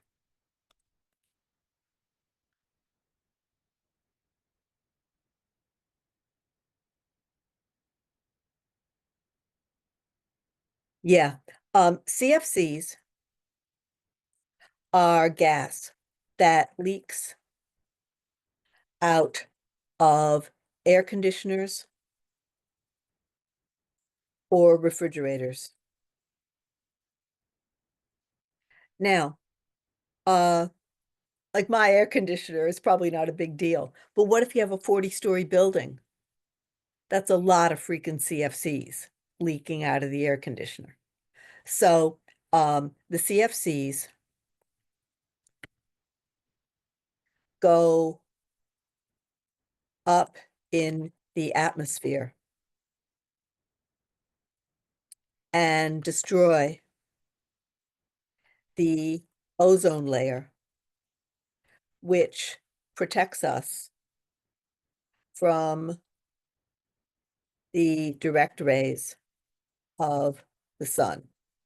So anybody who, like if you, if you read about skincare or something like that, the number one thing that the dermatologists say is like, they don't even care if you use hyaluronic acid or anything like that. They don't care. They just go use sunblock because that's the number one most damaging thing. It's like the number one cause of skin cancer and eye cataracts and things like that. So the destruction of the ozone layer has had a very bad effect, not just on human health, but on crops and marine life and all kinds of things. So what happened was the US signed a treaty with the United Nations to ban CFCs. And when they came home, they needed to make a law in our country. So they added the CFC ban to Clean Air Act, which already existed.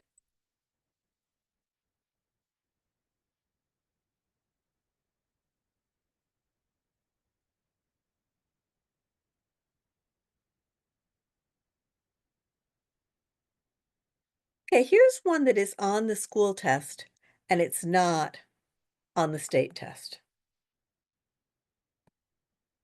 It's a fair housing question. What did US Supreme Court determine in Plessy versus Ferguson? And that was the case in 1896.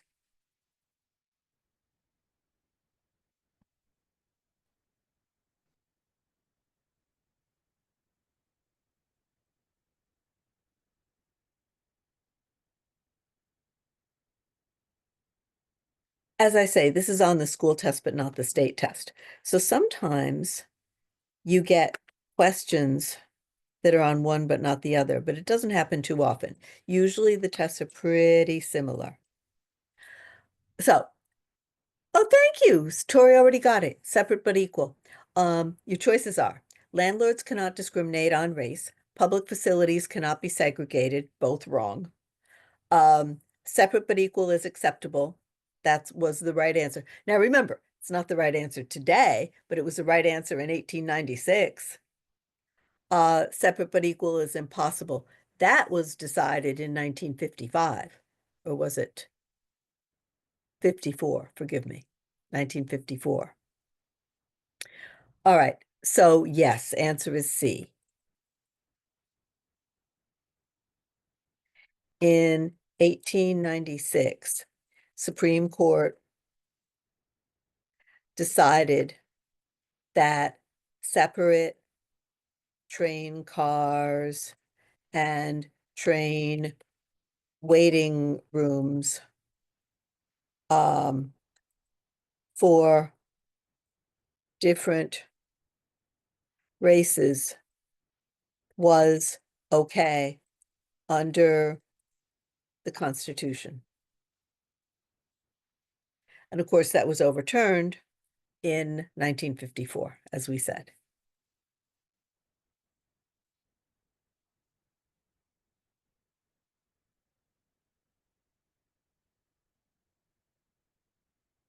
Let's do a little bit of commercial real estate. I was very happy when the state added commercial stuff to the curriculum. The commercial chapter is like 10 hours long. And I was really happy about that because I always felt that the commercial people were kind of left out in the cold back in the old days.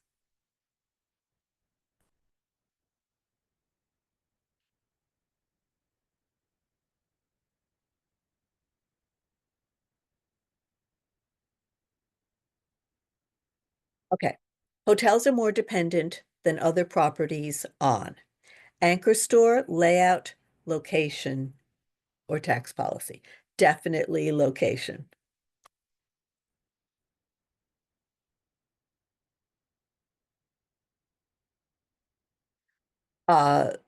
Hotels are also a lot more sensitive to economic downturns because when people don't have money, they stop taking vacations. They stop taking business trips when nobody has any money. So when the economy is bad, hotels really suffer.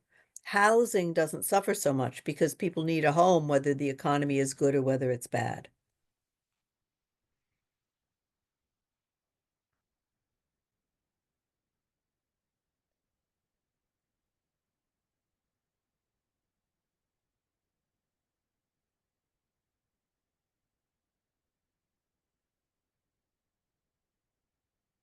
We've been talking so much about the Sherman Act. Let's do a Sherman Act question. In real estate, which is not prohibited by Sherman Act?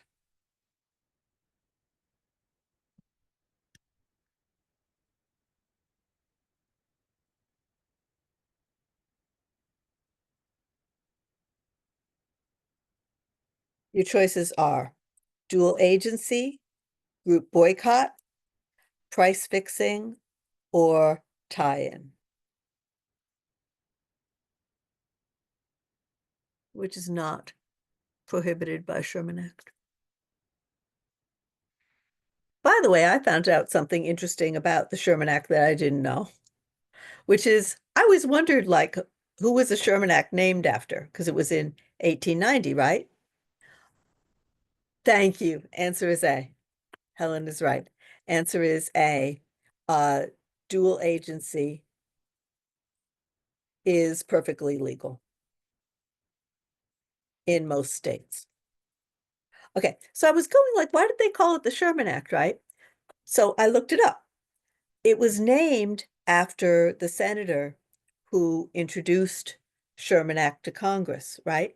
But he was the brother of William Sherman, the guy, like, you know how in Gone with the Wind, how they burned the whole South because Sherman was marching across to the Atlantic and he marched all the way across the South and like burned like a 20-mile swath through the entire South. He was kind of a maniac, right? So the general, Sherman, was the brother of the senator who sponsored the Sherman Act. They're very different individuals, obviously.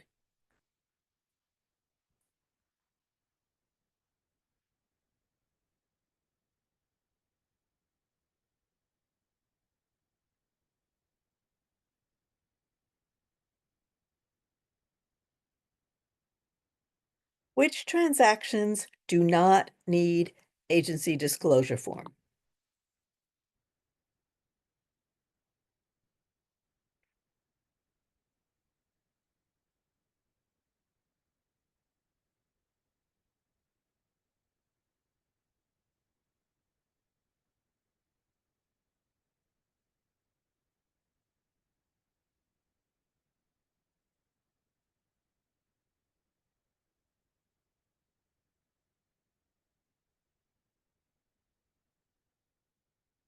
Any home in a building that has more than 4 units, all transactions need agency disclosure form. Commercial or co-ops and condos. Which does not need agency disclosure form?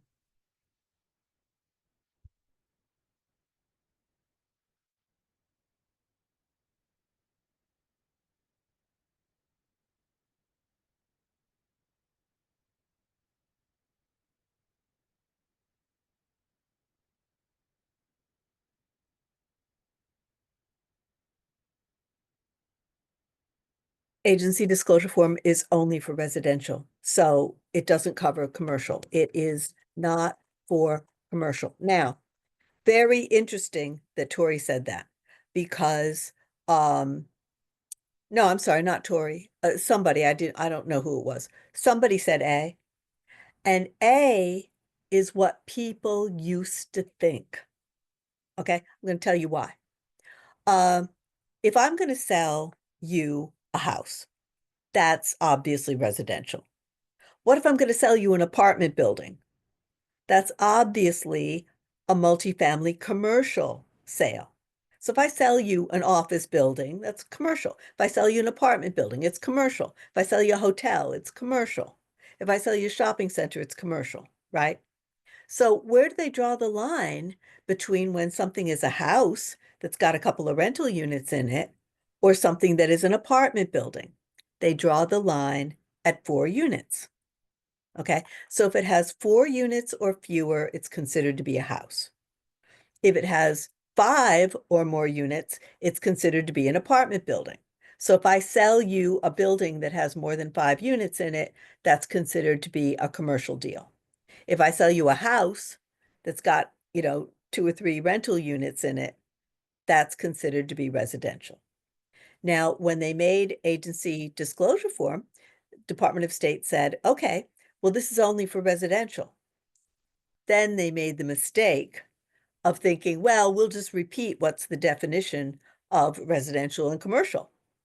So they said agency disclosure form is not needed for buildings that have more than 4 units. What they forgot to say is it's not needed for buildings that more than 4 units if you're selling the whole freaking building. So everybody went, oh, this is fantastic. Like most buildings, most residential buildings in New York City have more than 5 units in them. So anytime I sell a co-op or a condo and the building has more than 4 units, anytime I rent an apartment and the building has more than 4 units, I don't need agency disclosure form. So people got away for years with not using agency disclosure form because of this little tiny mistake that Department of State made, which is they forgot to say you don't need agency disclosure form if the building has more than 4 units and you're selling the whole building, then it's commercial. But if you're selling one apartment or renting one apartment in a building that's got 1,000 units in it, that's still residential because you're only selling or renting one home. So I just thought it was interesting that someone chose A because A is what the conventional wisdom used to be until 2008 when they clarified the definition a little better. Oh my goodness, I just looked at the time. It's 8:01. So we have gone way over. Okay, let me answer Tori's question. No, uh, you do not, you do not have to memorize the HOs. But here are the questions. Which homeowner policy do rental tenants buy? What's the answer?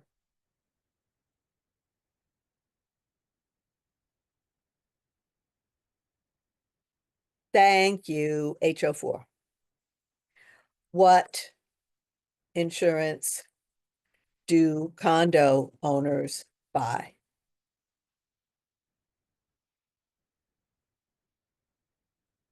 HO6, very good. Now, this is a really weird question that's on the state test. I don't know why it's on the state test, but it is. Here it comes. Which homeowner's policy does not cover damage from falling objects? By that we mean like if a crane falls off of a building or a piece of an airplane drops off or something like that. Okay. HO1. Thank you. Answer. I think it's a really weird question, but it is on the state test.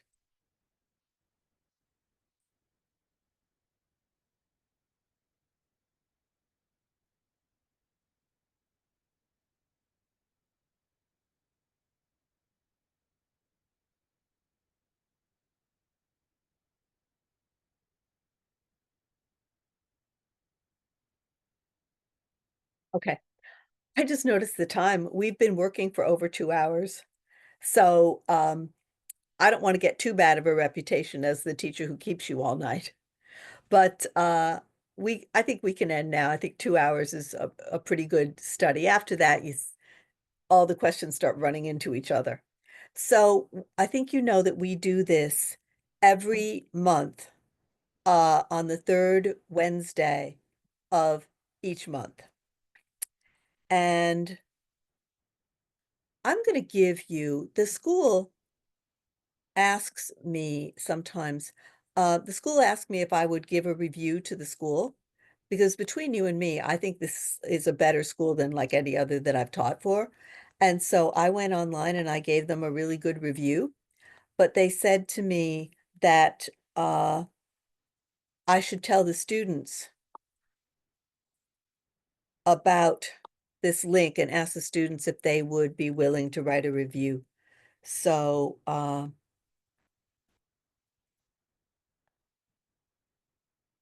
that is the link if you would be willing to write a review of RELNY. Oh, and the other thing they want me to mention is that this course does not require a textbook because the transcripts are free. Like every time you take a lesson, you can download the transcripts for free. So you don't have to buy a book. Like I teach for other schools and they make you buy like a $50 book in addition to your tuition. So we don't make you buy a book, but sometimes students ask, well, is there a book? Yeah, there is. So what we did is we took all the transcripts for the whole course, we put them into a textbook along with, it's got an index and it's got like lots of pictures from the course and stuff like that. And also I added a lot of extra information. So if people are interested, the textbook for this course, um, for this course is sold on Amazon. And it's easy to find because, well, two reasons. What I always do when I write books is I call the book like Kristen's Real Estate Salesperson Textbook. I always put my name on it so that you know that it's me, but I also put a picture of me because sometimes students forget my name and they're not sure which book is mine and which one, which one is for RELNY and which one isn't, but sometimes they remember what you look like.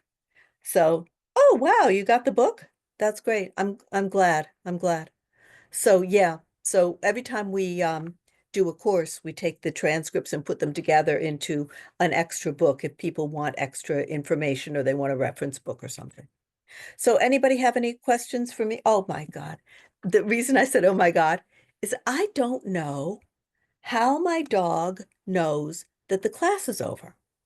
She's been sleeping next to me all this time, and all of a sudden, she just looked up. Here, Boney, Well, she put her head down again, but she's been sitting here all this time. And a moment ago, I must change my voice or something at the end of the class, or I don't know. I don't know. I thought it used to be if I said thank you. So I stopped saying thank you at the end of classes, but that's not the word she's looking for. I don't know what word she's looking for.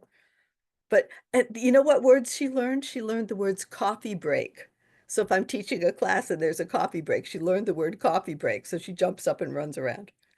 So I don't know how she knows it's over, but it's over unless somebody wants to tell me something or ask me something.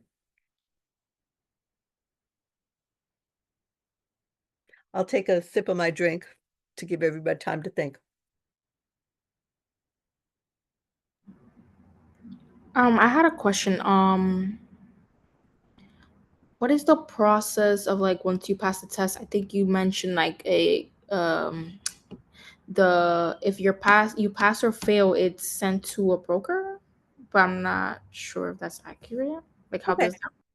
Helen, let me type the answer because probably everybody is wondering the same thing. So, have you registered for the test yet? Yes. Okay, so to register for the state test, you go to eaccessny.com and set up an account. You go to the same place to get your test results. And it takes about 3 days probably. Okay, and then to get your license, you go online and fill out the salesperson license application. On the application, you have to say which broker you are going to work for.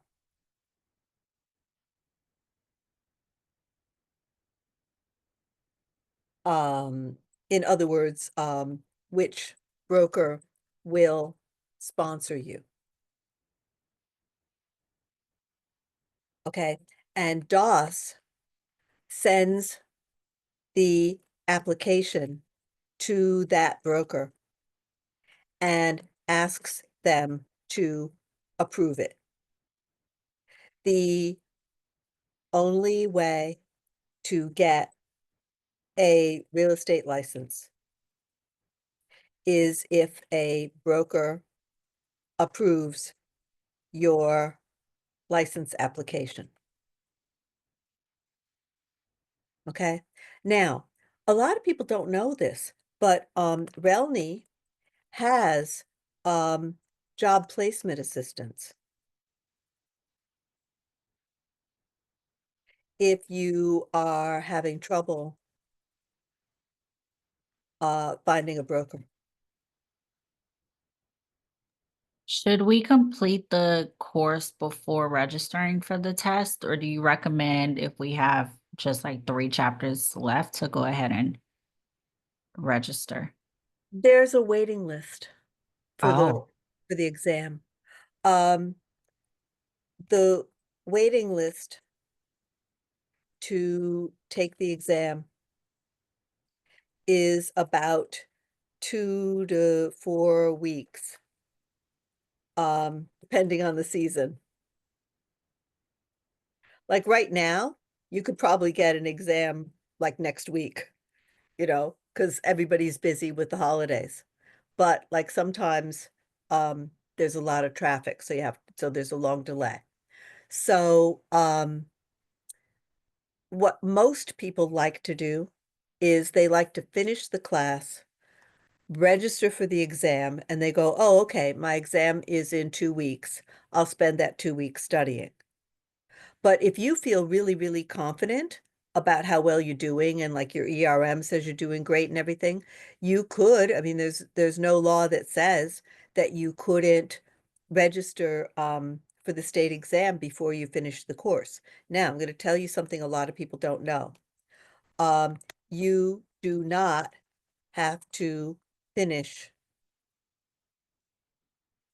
the school course or test to take the state test. You do have to finish the course and pass the school test if you want a license. And DOS allows people to have sick days. So you only have to finish 90% of the classes. You can take the school test after doing 90% of the course work. Most people like to finish the course though, because it gives them the information to be able to pass the test better.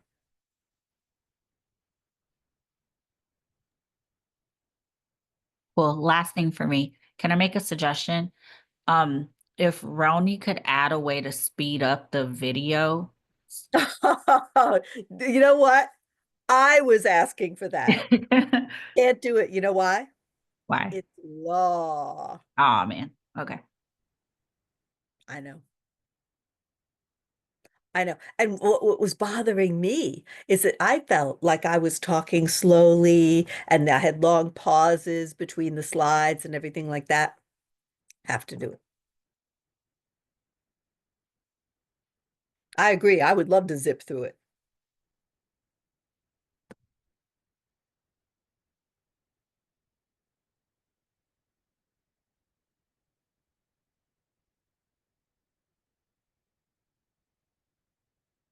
All right. I guess nobody has any more questions for us. Good. Okay, I hope people enjoyed it. Now, I could give you my email address now, but you don't need it because I'm going to be emailing you in a few minutes. So give me at least an hour because I have to edit the transcript. Because you don't want the transcript with like little notes and times and everything in it. You don't want the raw transcript. You want the edited transcript. So I will send you, how do you register for the school exam? I don't really know. Um, because all I do is write courses for RELNY. Like I don't understand how the school runs or anything like that. So, administrative questions. Do you know Deb?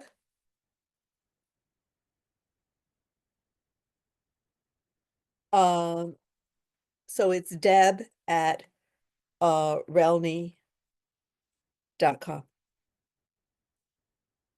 Yeah, she's very nice.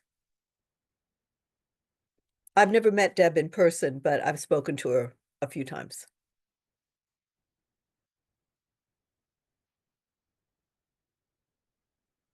Okay, so yeah, if you think of something else that you want to ask me, you can because I'll be emailing you the transcript this evening and you'll have my email address. All right, so my little Bony Maroney and I, uh, it's time for her dinner, so I'm gonna go feed my Bony Maroney and we're gonna say goodnight. Okay. If you are in a mad rush to have a copy of the transcript already and you don't want to wait for me to send you the edited transcript, you can always save the chat right now. Those three little dots at the top of the chat, if you click on it, it gives you the option to save the chat. Okay, so you can do that too. All right. Well, I enjoyed being with everybody tonight. And I know I'm not good for much of anything else. Oh, dear me. No, no, I'm a terrible actress. The only thing I can play is like an old lady with white hair. That's about that's about all I can do. So, okay. Thank you, everybody. I really enjoyed being with you tonight. Okay. Bye-bye.